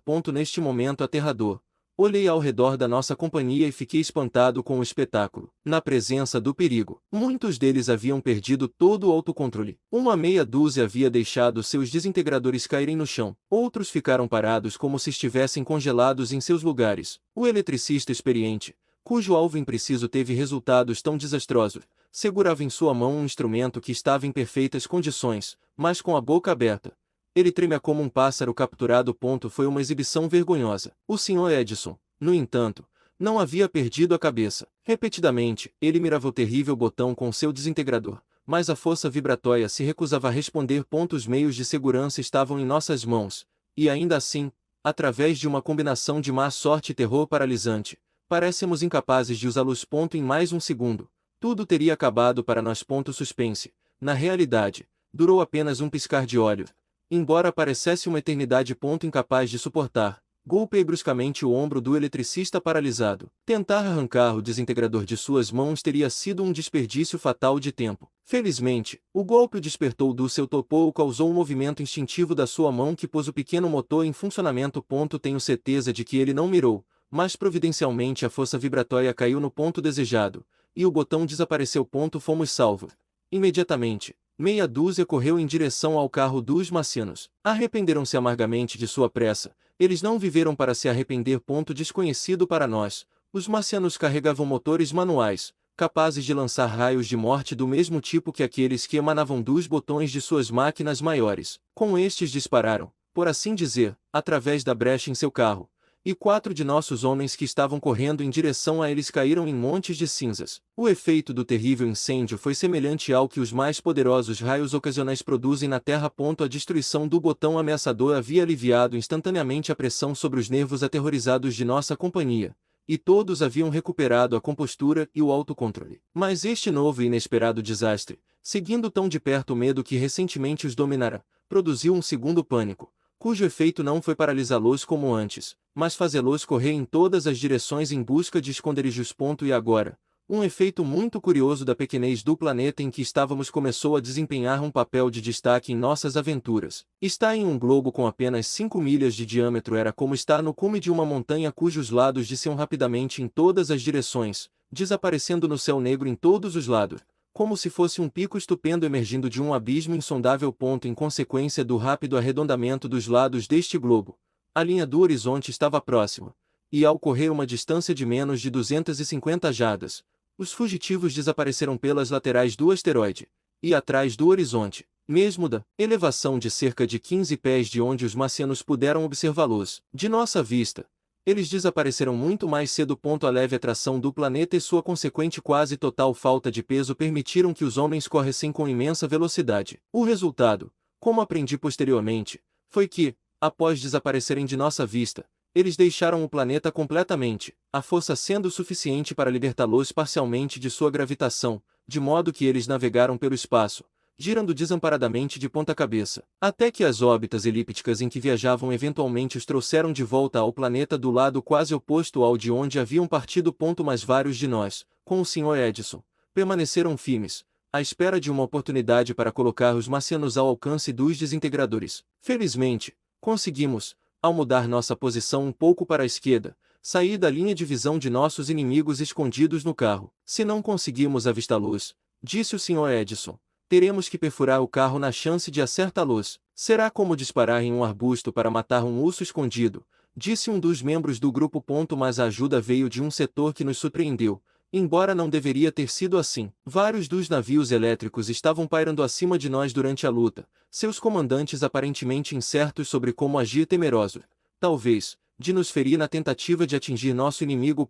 Mas agora a situação aparentemente se aliviou para eles. Eles viram que estávamos em uma desvantagem imensa, e vários deles imediatamente direcionaram suas baterias para o carro dos marcianos. Eles o perfuraram muito mais rápida e eficazmente do que nós poderíamos ter feito. Cada golpe da emanação vibratória fazia uma brecha na lateral do carro, e podíamos perceber pela comoção interior que nossos inimigos estavam sendo rapidamente massacrados em sua fortificação. Tão esmagadora era a força e a vantagem dos navios que em pouco tempo tudo acabou. O Sr. Edison sinalizou para que parassem de atirar porque era evidente que toda a resistência havia cessado e provavelmente nenhum dos marcianos havia sobrevivido. Agora nos aproximamos do carro, que havia sido transpassado em todas as direções, e cujas partes restantes estavam brilhando com calor em consequência da propagação das vibrações atômicas. Imediatamente descobrimos que todas as nossas previsões estavam corretas e que todos os nossos inimigos haviam perecido. O efeito dos desintegradores sobre eles foi horrível, realmente muito repulsivo para ser descrito em detalhes. Alguns dos corpos haviam evidentemente desaparecido completamente, apenas certos artigos de metal que eles usavam permaneciam, como no caso do primeiro marciano morto, para indicar que tais seres já haviam existido. A natureza do metal que compunha esses artigos era desconhecida para nós. Evidentemente, seu ritmo vibratório não correspondia a nenhum incluído na faixa ordinária dos desintegradores. Alguns dos gigantes haviam sido apenas parcialmente destruídos,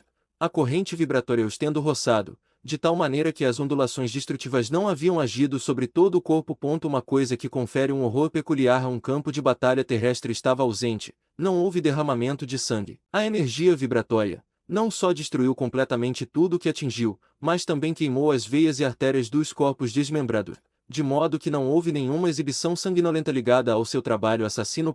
Todo esse tempo, o marciano acorrentado havia permanecido deitado de costas, onde o deixamos amarrado. O que ele deve ter sentido pode ser imaginado. Às vezes, vislumbrei seus olhos, rolando de forma descontrolada e exibindo, Quando ele viu que a vitória estava em nossas mãos, as primeiras indicações de medo e terror sacudindo sua alma que já haviam aparecido. Aquele sujeito está com medo finalmente, eu disse ao Sr. Edison. Bem, eu acho que ele deveria estar com medo, foi a resposta. Assim ele deveria, mas se não me engano, esse medo dele pode ser o começo de uma nova descoberta para nós. Como assim? Perguntou o Sr. Edison. Desta forma, quando ele temer nosso poder e perceber que não há esperança de nos enfrentar, mesmo se estivesse em liberdade, ele nos respeitará. Essa mudança em sua atitude mental pode fazê-lo comunicativo. Não vejo por que deveríamos desesperar de aprender sua língua com ele. E tendo feito isso, ele servirá como nosso guia e intérprete, e será de vantagem incalculável para nós quando chegarmos a Marte. Excelente, excelente, disse o Sr. Edison. Devemos concentrar o gênio linguístico de nossa empresa nesse problema imediatamente. Entretanto, alguns dos covardes cuja fuga mencionei começaram a voltar, cabisbaixo, mas alegrando-se com o desaparecimento do perigo. Vários deles, tenho vergonha de dizer, tinham sido oficiais do exército. No entanto, talvez pudesse ser feita alguma desculpa para o terror pelo qual eles haviam sido dominados. Nenhum homem tem o direito de responsabilizar seus semelhantes pela linha de conduta que possam seguir em circunstâncias que não são apenas inteiramente inéditas em sua experiência, mas quase além do poder da imaginação de imaginar. Um terror paralisante evidentemente os havia tomado com a súbita compreensão da singularidade sem precedentes de sua situação. Milhões de milhas longe da Terra, confrontados em um asteroide por esses monstros diabólicos de um planeta maléfico, que estavam prestes a destruí-los com um estranho tormento de morte, talvez fosse realmente mais do que a natureza humana, privada do apoio de ambientes humanos, poderia suportar. Aqueles que, como já descrito, correram com tanta velocidade que foram projetados, involuntariamente, para o espaço, subindo em órbitas elípticas a partir da superfície do planeta, descrevendo grandes curvas no que poderia ser denominado seu céu, e depois voltando novamente para o pequeno globo do outro lado, estavam tão preenchidos com as maravilhas de sua notável aventura que quase haviam esquecido o terror que a inspirou.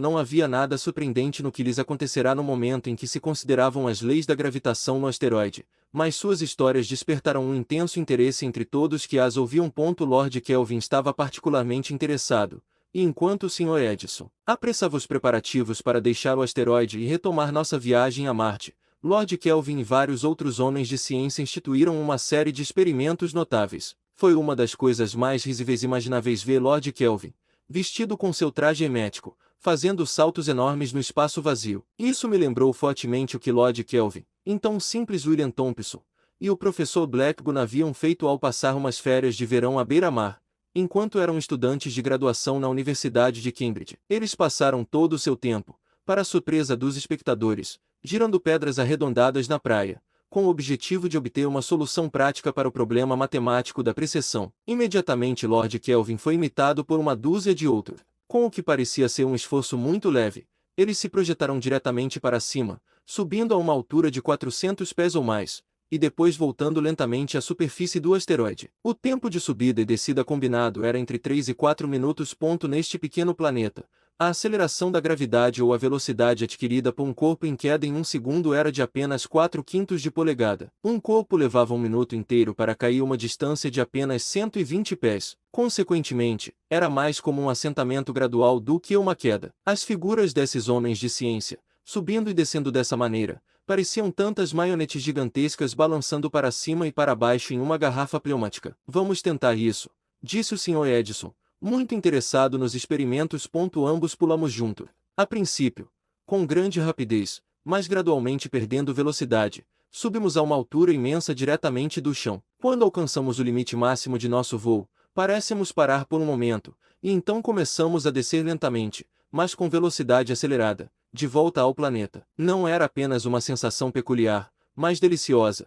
E se não fossem as ordens rigorosas que foram emitidas para que os navios elétricos fossem imediatamente preparados para a partida, toda a nossa companhia poderia ter permanecido por um período indefinido desfrutando desse novo tipo de exercício atlético em um mundo onde a gravitação se tornará tão humilde que podia ser desprezada. Enquanto os preparativos finais para a partida estavam sendo feitos, Lord Kelvin instituiu outros experimentos, que eram igualmente únicos em seus resultados. A experiência daqueles que haviam feito voos não planejados em órbitas elípticas quando fugiram da proximidade dos marcianos sugeriu o lançamento de objetos sólidos em várias direções a partir da superfície do planeta para determinar a distância que eles percorreriam e as curvas que descreveriam ao retornar. Para esses experimentos, não havia nada mais conveniente ou abundante do que os pedaços de ouro da mina dos marcianos. Assim, foram lançados em direções diferentes e com todos os graus de velocidade. Um pequeno cálculo havia mostrado que uma velocidade inicial de 30 pés por segundo, em partida um desses pedaços, movendo-se em ângulo reto com o raio do asteroide, seria suficiente, se a resistência de uma atmosfera quase imperceptível fosse negligenciada, para transformar o pedaço de ouro em um pequeno satélite que descreveria uma órbita ao redor do asteroide, e continuaria a fazê-lo para sempre, ou pelo menos até que a leve resistência atmosférica eventualmente o trouxesse de volta à superfície. Mas uma velocidade inferior a 30 pés por segundo faria com que o projétil de ouro voasse apenas uma parte do caminho ao redor, enquanto uma velocidade maior lhe daria uma órbita elíptica em vez de circular, e nessa elipse ele continuaria a girar ao redor do asteroide na condição de um satélite. Se a direção do impulso original fosse em um ângulo maior do que o ângulo reto em relação ao raio do asteroide, então o corpo voador passaria para uma distância maior ou menor no espaço em uma órbita elíptica, eventualmente voltando e caindo sobre o asteroide, mas não no mesmo ponto de onde havia partido. Tantos participaram desses experimentos singulares, que mais pareciam esportes ao ar livre do que demonstrações científicas, que em pouco tempo fornécemos ao asteroide um número muito grande de pequenas luas, ou satélites, de ouro, que giravam ao seu redor em órbitas de vários graus de elipticidade, levando, em média, cerca de 3/4 de hora para completar um circuito. Como, ao completar uma revolução, eles necessariamente passavam pelo ponto de partida, nos mantinham constantemente em alerta para evitar sermos atropelados enquanto eles varriam suas órbitas. Finalmente, o sinal foi dado para que todos embarcassem. E com grande pesar os sábios abandonaram seus jogos científicos e se prepararam para retornar às naves elétricas. Justo no momento da partida, foi anunciado por um que havia feito um pequeno cálculo em um pedaço de papel, que a velocidade com que um corpo deve ser lançado para escapar para sempre da atração do asteroide, e passar para uma distância infinita em qualquer direção, era de apenas cerca de 42 pés por segundo. Manifestamente, seria bastante fácil imprimir tal velocidade aos pedaços de ouro que segurávamos em nossas mãos. Viva! Exclamou um. Vamos enviar um pouco disso de volta para a Terra. Onde está a Terra? Perguntou outro. Sendo interpelados, vários astrônomos voltaram os olhos na direção do Sol, onde o firmamento negro estava em chamas com estrelas, e em um momento reconheceram a estrela Terra brilhando ali, com a Lua acompanhando de perto. Lá, disse um, está a Terra. Conseguem lançar reto o suficiente para acertá-lo? Vamos tentar, foi a resposta. E imediatamente vários lançaram enormes pepitas de ouro na direção do nosso distante mundo, esforçando-se para imprimir-lhes pelo menos a velocidade necessária de 42 pés por segundo, o que garantiria sua passagem além da atração do asteroide. E se não houvesse perturbações no caminho, e a mira fosse precisa, sua eventual chegada à Terra. Aqui está para você, velha Terra, disse um dos lançadores. Boa sorte, e mais ouro para você. Se esses preciosos mísseis algum dia chegassem à Terra, sabíamos que eles mergulhariam na atmosfera como meteoros e que provavelmente o calor desenvolvido por sua passagem os derreteria e dissiparia em vapores dourados antes que pudessem tocar o chão. No entanto, havia uma chance de que alguns deles, se a mira fosse precisa, pudessem sobreviver à passagem flamejante pela atmosfera e cair sobre a superfície do nosso planeta onde, talvez, fossem posteriormente recolhidos por um garimpeiro e levá-lo a acreditar que havia encontrado uma nova mina de ouro. Mas até voltarmos à Terra, seria impossível para nós saber o que havia acontecido com os presentes dourados que lançamos ao espaço para nosso planeta mãe. Capítulo 9. Fim da jornada. Todos a bordo. Foi o sinal. E o esquadrão, tendo se reunido sob a liderança do navio almirante, partimos vivamente para Marte. Desta vez, como se provou, não haveria mais interrupções. E quando paramos novamente foi na presença do mundo habitado por nossos inimigos, de frente para suas baterias ameaçadoras. Não achamos tão fácil partir do asteroide como tinha sido partir da Terra, ou seja, não conseguimos gerar tão prontamente uma velocidade muito alta. Em consequência do tamanho comparativamente pequeno do asteroide, sua influência elétrica era muito menor do que a da Terra, e apesar dos aparelhos que possuíamos para intensificar o efeito elétrico, não foi possível produzir uma repulsão suficiente para nos lançar em direção a Marte com qualquer impulso semelhante ao que recebemos da Terra em nossa partida original. A maior velocidade que conseguimos gerar não excedeu 3 milhas por segundo, e para alcançá-la foram necessários nossos maiores esforços. Na verdade, não parecia possível que pudéssemos atingir uma velocidade tão grande quanto essa. Era muito mais do que poderíamos ter esperado, e até mesmo o Sr. Edison ficou surpreso, além de muito satisfeito, ao descobrir que estávamos nos movendo com a velocidade que mencionei. Ainda estávamos a cerca de 6 milhões de milhas de Marte, de modo que, viajando a 3 milhas por segundo, precisaríamos de pelo menos 23 dias para alcançar a vizinhança imediata do planeta. Enquanto isso, tínhamos bastante ocupação para fazer o tempo passar rapidamente. Nosso prisioneiro foi transportado conosco, e agora começamos nossas tentativas de descobrir qual era sua língua, se possível, dominá-la nós mesmos. Antes de deixar o asteroide, descobrimos que era necessário que ele engolisse uma de suas pílulas de ar, como o professor Moissanai chamara, pelo menos 3 vezes a cada 24 horas. Um de nós o fornece regularmente e eu pensei que poderia detectar evidências de um certo grau de gratidão em sua expressão. Isso era encorajador, porque prometia a possibilidade de conseguirmos nos comunicar com ele de uma maneira mais eficaz do que apenas por sinais. Mas, uma vez dentro do carro, onde tínhamos um suprimento de ar mantido na pressão ordinária experimentada na Terra, ele podia respirar como o resto de nós. Os melhores linguistas da expedição, como o Sr. Edison havia sugerido, estavam agora reunidos no navio-mãe, onde o prisioneiro estava, e começaram a trabalhar para encontrar um meio de descobrir a maneira como ele costumava expressar seus pensamentos. Não o tínhamos ouvido falar, porque até o levarmos para nosso carro não havia atmosfera capaz de transmitir quaisquer sons que ele pudesse tentar emitir. Parecia uma suposição justa que a linguagem dos marcianos seria científica em sua estrutura. Tínhamos tantas evidências da inclinação prática de suas mentes e do imenso progresso que haviam feito na direção da conquista científica da natureza, que não se poderia supor que seu meio de comunicação entre si fosse carente de clareza ou possuísse qualquer uma das ambiguidades confusas e desnecessárias que caracterizavam as línguas faladas na Terra. Não os encontraremos fazendo ele e ela de pedras, paus e outros objetos inanimados, disse um dos linguistas americanos. Com certeza já se livraram de toda essa bobagem há muito tempo. Ah, disse um professor francês da Sorbonne, um dos criadores do dicionário que nunca será terminado. Será como a língua do meu país, transparente, semelhante ao diamante, e cintilante como a fonte. Acho, disse um entusiasta alemão, que será uma língua universal, o Volapük de Marte, falada por todos os habitantes desse planeta. Mas, todas essas especulações, interrompeu o Sr. Edison, não ajudam muito. Por que não começar de maneira prática descobrindo como o marciano se chama,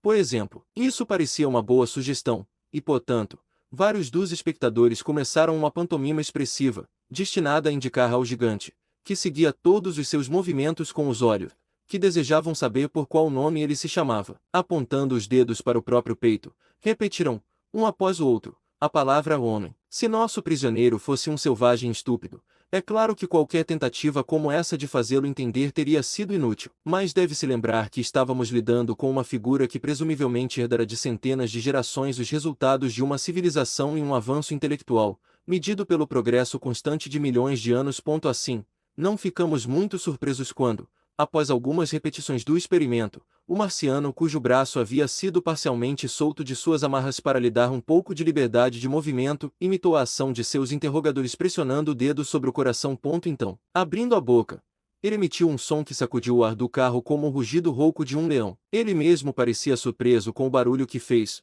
pois não estava acostumado a falar em uma atmosfera tão densa. Nossos ouvidos estavam ensurdecidos e confusos, e recuamos em assombro, para não dizer, meio em terror. Com um sorriso feio distorcendo seu rosto como se estivesse gostando do nosso desconforto, o marciano repetiu o movimento e o som. RRRRRRH. Não era articulado para nossos ouvidos e não podia ser representado por qualquer combinação de letras. Deus do céu! Exclamou um professor da Universidade de Dublin. Se é assim que eles se chamam, como vamos traduzir seus nomes quando formos escrever a história da conquista? Silêncio, amigo, respondeu um professor da Universidade de Aberdeen. Vamos espancar os vilões devoradores de guerras primeiro, e então poderemos descrevê-los com qualquer título que se adeque à nossa disposição. O início de nossa conquista linguística certamente não era promissor, pelo menos se medido pela nossa aquisição de palavras, mas de outro ponto de vista era muito gratificante, na medida em que era claro que o marciano entendia o que estávamos tentando fazer e estava, pelo menos por enquanto, disposto a nos ajudar. Esses esforços para aprender a língua de Marte foram renovados e repetidos a cada poucas horas, toda a experiência, aprendizado e genialidade do esquadrão sendo concentrados no trabalho, e o resultado foi que, no decorrer de alguns dias, conseguimos realmente aprender uma dúzia ou mais de palavras marcianas e fomos capazes de fazê-lo entender-nos quando as pronunciávamos, assim como de entendê-lo quando nossos ouvidos se acostumaram ao rosnado de sua voz. Finalmente, um dia o prisioneiro, que parecia estar de bom humor, indicou que carregava no peito algum objeto que desejava que víssemos. Com a nossa ajuda, ele puxou um livro. Na verdade, era um livro, não muito diferente dos livros que temos na Terra, mas impresso, é claro, em caracteres totalmente estranhos e desconhecidos para nós. No entanto, esses caracteres evidentemente expressavam uma linguagem altamente intelectual. Todos os que estavam presentes naquele momento soltaram um grito de espanto e deleite, e o clamor de "um livro! Um livro!" correu ao redor do círculo, e a boa notícia foi prontamente comunicada a alguns dos navios elétricos vizinhos do esquadrão. Vários outros eruditos foram convocados apressadamente para examinar nosso novo tesouro. Na verdade, foi um livro que o prisioneiro produziu, e depois ele começou a nos ensinar, da melhor forma que pôde, várias palavras de sua língua.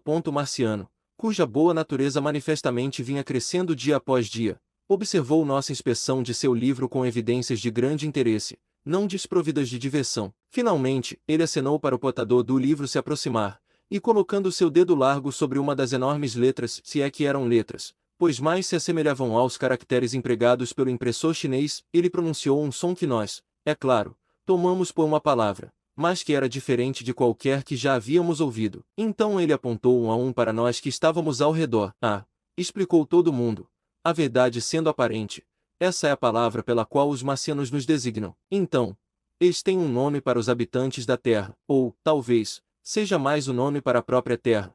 Disse um ponto, mas isso não poderia, é claro, ser determinado de imediato. De qualquer forma, a palavra, seja qual fosse seu significado preciso, agora havia sido adicionada ao nosso vocabulário, embora nossos órgãos de fala ainda não conseguissem reproduzi-la de forma reconhecível.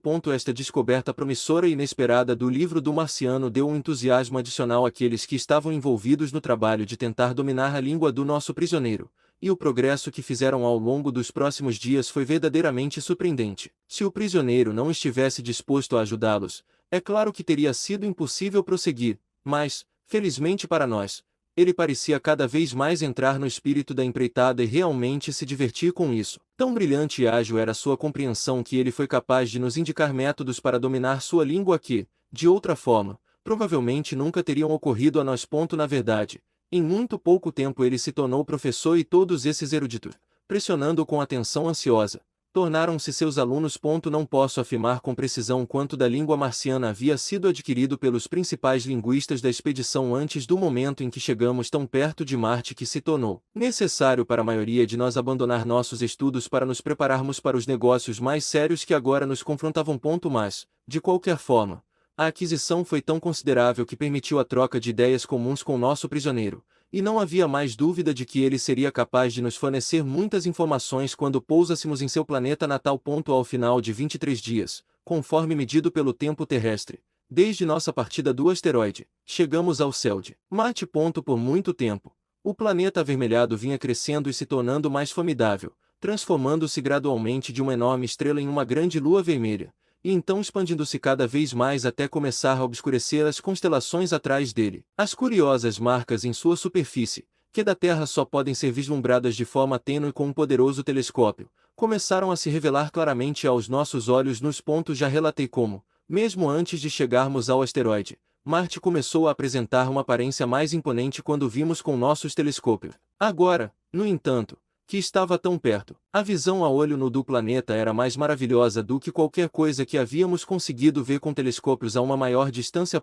Estávamos nos aproximando do hemisfério sul de Marte, a cerca de 45 graus de latitude sul. Era perto da época do equinócio vernal naquele hemisfério do planeta, e sob a influência estimulante do sol da primavera, que se elevava cada vez mais a cada dia, um despertar de vida e atividade em sua superfície, como ocorre na Terra em circunstâncias semelhantes, estava evidentemente acontecendo. Ao redor do Polo Sul se espalhavam imensos campos de neve e gelo, brilhando com grande intensidade. Cortando profundamente as bordas desses campos de gelo, podíamos ver amplos canais de água aberta, indicando a rápida quebra do domínio do gelo. Quase diretamente abaixo de nós havia uma ampla região oval, de cor vermelho claro, a qual os astrônomos terrestres haviam dado o nome de Elas. Para o sul, entre elas e as bordas do gelo polar, Havia um grande cinturão de escuridão que os astrônomos sempre foram inclinados a considerar como um mar. Olhando para o norte, podíamos perceber as imensas extensões vermelhas do continente de Marte, com a longa linha curva de Syrtis Major, ou o Mar do Ampulheta, varrendo pelo meio delas em direção ao norte até desaparecer sob o horizonte. Cruzando e recruzando o continente vermelho, em todas as direções, estavam os canais de Chaparral. Abundantemente espalhados pela superfície. Podíamos ver pontos brilhantes, alguns de um brilho ofuscante, superando a luz do dia. Havia também uma variedade surpreendente nas cores das vastas extensões abaixo de nós. Atividade, vivacidade e beleza, como estávamos completamente despreparados para ver, expressavam sua presença em todos os lados. A excitação no navio almirante e entre os outros membros do esquadrão era imensa. Era, sem dúvida, uma cena emocionante. Aqui, bem debaixo de nossos pés, estava o mundo com o qual viemos lutar. Suas aparências, embora recordassem em alguns de seus aspectos mais amplos aquelas que havia apresentado quando vistas de nossos observatórios, eram muito mais estranhas, complexas e maravilhosas do que qualquer astrônomo já havia sonhado. Suponha que todas as nossas expectativas sobre Marte acabem por estar erradas, afinal, não havia mais dúvida de que era um mundo que, se não estivesse absolutamente repleto de habitantes, como uma gigantesca colmeia, ao menos apresentava de todos os lados os sinais de sua presença e de suas empreitadas e conquistas incríveis. Aqui e ali nuvens de fumaça surgiam e se espalhavam lentamente pela atmosfera abaixo de nós. Flutuando mais acima da superfície do planeta, havia nuvens de vapor, assumindo as formas familiares de estratos e cúmulos com as quais estávamos acostumados na Terra. Essas nuvens, no entanto, pareciam, em geral, muito menos densas do que aquelas às quais estávamos acostumados em casa. Tinham, também, uma beleza iridescente peculiar, como se houvesse algo em sua composição ou textura que separasse os elementos cromáticos da luz solar. Assim, produzisse efeitos internos de arco-íris que faziam algumas das massas de nuvens mais densas se assemelharem a imensas coleções de opalas, vivas com um jogo de cores em constante mudança e magicamente suspensas acima do planeta. À medida que continuávamos a estudar os fenômenos que se desenrolavam gradualmente abaixo de nós, pensávamos que podíamos detectar em muitos lugares evidências da existência de fortes fortificações. O planeta da guerra parecia estar preparado para os ataques dos inimigos. Como nossa própria experiência havia mostrado, às vezes travava guerra com planetas distantes. Era natural que estivesse preparado para resistir a inimigos que pudessem estar dispostos a se vingar por ferimentos sofridos em suas mãos.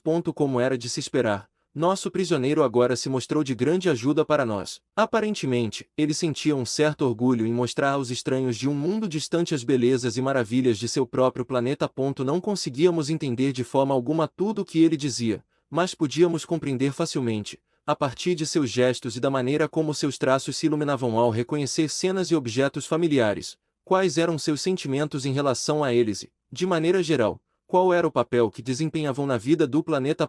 Ele confirmou nossa opinião de que certas obras que vimos abaixo de nós eram fortificações, destinadas à proteção do planeta contra invasores do espaço exterior. Um olhar astuto e quase diabólico surgiu em seus olhos enquanto ele apontava para uma dessas fortalezas. Sua confiança e seus olhares zombeteiros não eram reconfortantes para nós. Ele sabia do que seu planeta era capaz, e nós não. Ele tinha visto, no asteroide, a extensão do nosso poder. E embora sua exibição tenha servido para intimidá-lo lá, agora que ele e nós juntos estávamos enfrentando o mundo de seu nascimento, seu medo evidentemente havia desaparecido, e ele tinha a maneira de alguém que sente que o escudo de um protetor todo-poderoso foi estendido sobre ele. Mas não poderia demorar muito até que pudéssemos verificar, pelo teste irrevogável da experiência real, se os marcianos possuíam ou não o poder de nos aniquilar. Como descreverei nossos sentimentos enquanto contemplávamos a cena que se desenrolava abaixo de nós? Não eram exatamente as mesmas do descobridor de novas terras na Terra. Este era um mundo completamente novo que havíamos descoberto, e estava cheio, como podíamos ver, de habitantes. Mas isso não era tudo. Não viemos com intenções pacíficas. Íamos fazer guerra neste novo mundo. Dedando nossas pedas, não tínhamos mais do que 940 homens restantes. Com esses, deveríamos empreender a conquista de um mundo que continha, não podíamos dizer quantos milhões, nossos inimigos. Em vez de estarem abaixo de nós na escala de inteligência, tínhamos todas as razões para acreditar, muito superiores a nós. Eles provaram que possuíam um domínio sobre os poderes da natureza que nós, até o momento em que o Sr. Edison fez suas invenções, nem sequer sonhávamos ser possível para nós obter. Era verdade que, no presente, parecemos ter a vantagem, tanto em nossos navios elétricos quanto em nossos meios de ataque. O desintegrador era pelo menos tão poderoso um motor de destruição quanto qualquer um que os marcianos já tivessem mostrado que possuíam. Não parecia que, nesse aspecto, eles pudessem nos superar. Durante a breve guerra com os marcianos na Terra, foi pólvora contra uma força misteriosa tão mais forte que a pólvora quanto esta era superior aos arcos e flechas que a precederam. Não havia qualquer comparação entre os meios ofensivos empregados pelas duas partes na luta na Terra. Mas o gênio de um homem nos colocou de repente no mesmo nível de nossos inimigos em termos de capacidade de combate.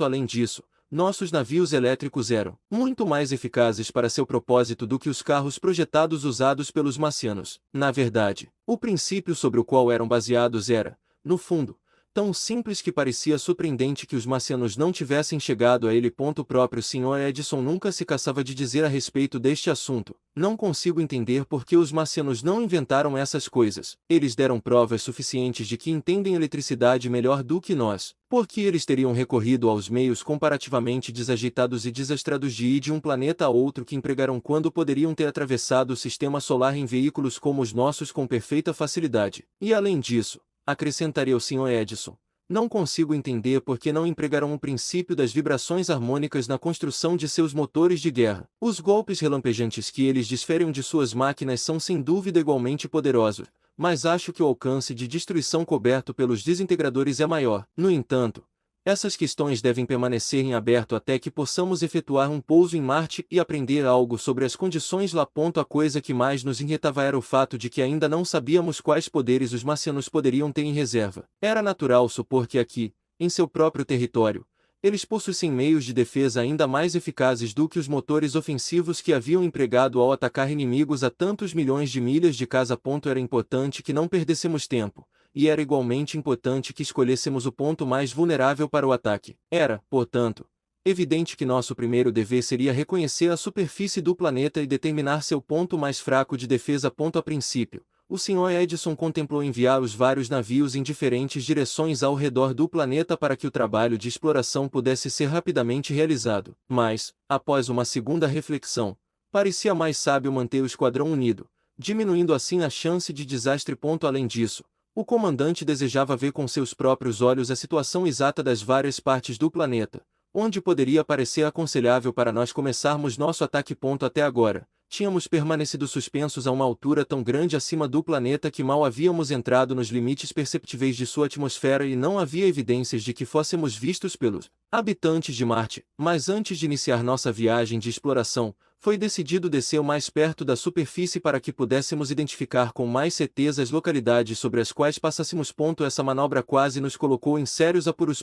Quando chegamos a uma distância de 3 milhas da superfície de Marte, percebemos de repente, vindo do leste, um grande dirigível que estava navegando na atmosfera marciana a uma altura de talvez meia milha acima do solo.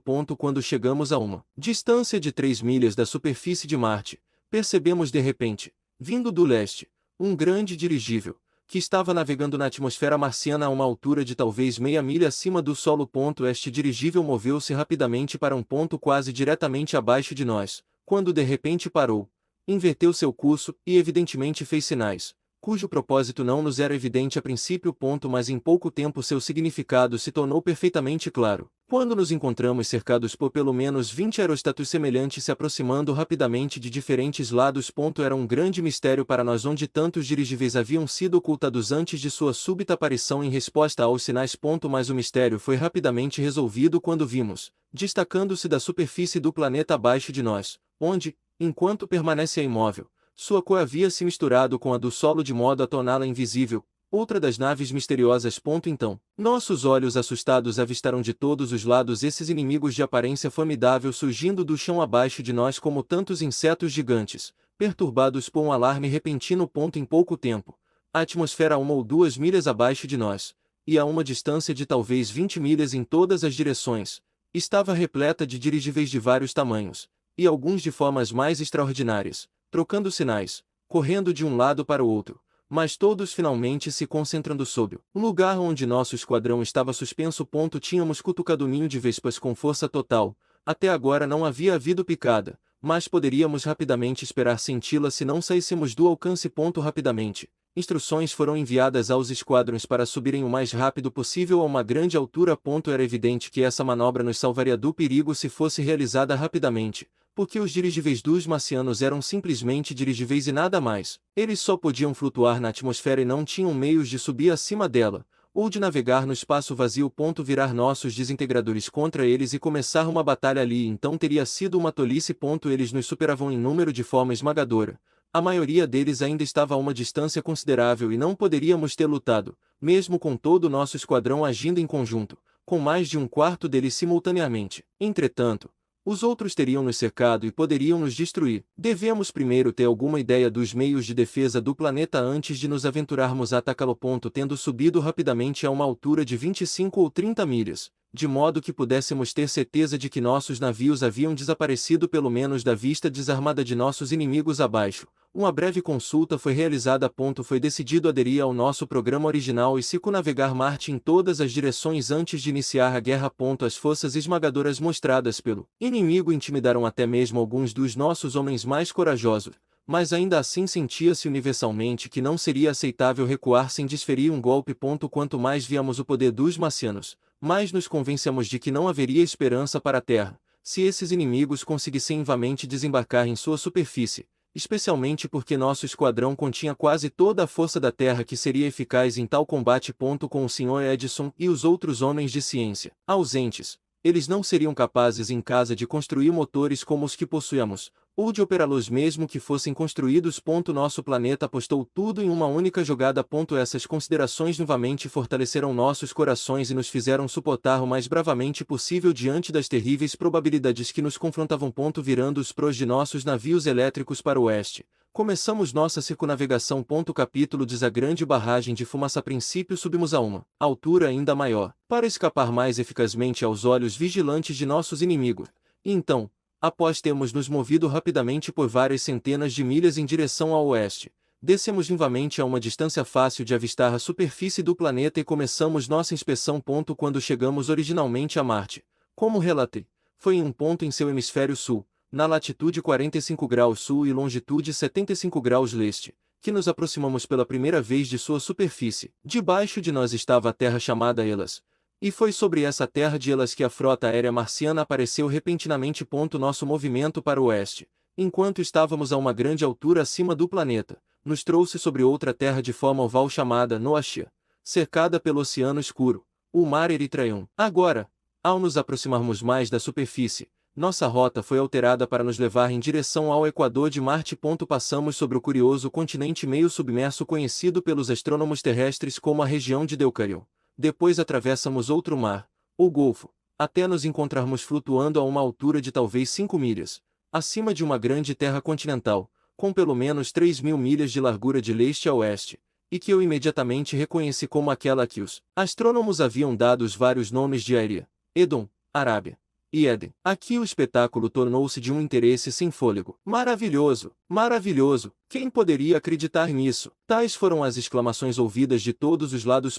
Quando, a princípio, estávamos suspensos acima de elas, olhando para o norte, o nordeste e o noroeste, tínhamos visto à distância algumas dessas grandes regiões vermelhas e percebido a curiosa rede de canais que as intersectava. Mas essa era uma visão distante e imperfeita. Agora, quando estávamos perto e diretamente acima de uma dessas terras singulares, a magnificência do panorama superava a crença. Da Terra, cerca de uma dúzia dos principais canais cruzando o continente abaixo de nós havia sido percebida, mas nós vimos centenas, se não milhares deles. Era um sistema duplo, destinado tanto à irrigação quanto à proteção, e muito mais maravilhoso em sua completude do que as mentes mais ousadas entre nossos astrônomos jamais ousaram imaginar. Ah, isso é o que eu sempre disse! Exclamou um veterano de um dos nossos grandes observatórios. Marte é vermelha porque seu solo e vegetação são vermelhos, e certamente as aparências indicavam que ele estava certo. Não havia árvores verdes, e não havia grama verde. Ambos eram vermelhos, não de um tom vermelho uniforme, mas apresentando uma imensa variedade de matizes que produziam um efeito brilhante, quase ofuscando nossos olhos. Mas que árvores! E que grama! E que flores! Nossos telescópios mostraram que até mesmo as árvores menores devem ter 200 ou 300 pés de altura. E havia florestas de gigantes, cuja altura média era evidentemente de pelo menos 1.000 pés. Está tudo certo! Exclamou o entusiasta que acabei de citar. Eu sabia que seria assim. As árvores são grandes pela mesma razão que os homens são, porque o planeta é pequeno, e elas podem crescer grandes sem se tornarem pesadas demais para se manterem de pé. Brilhando ao sol de todos os lados estavam os telhados dos edifícios metálicos, que eram evidentemente o único tipo de edificações que Marte possuía. De qualquer forma, se pedra ou madeira fossem empregadas em sua construção, ambas estavam completamente cobertas com placas metálicas. Isso acrescentava imensamente ao aspecto belicoso do planeta, pois era bélico. Em toda parte reconhecemos estações fortificadas, brilhando com uma série de botões polidos das máquinas de relâmpago, como havíamos visto na terra de Elad. Da terra de Edom, diretamente sobre o equador do planeta, viramos nossos rostos para o oeste, contornando o mar Eritreion.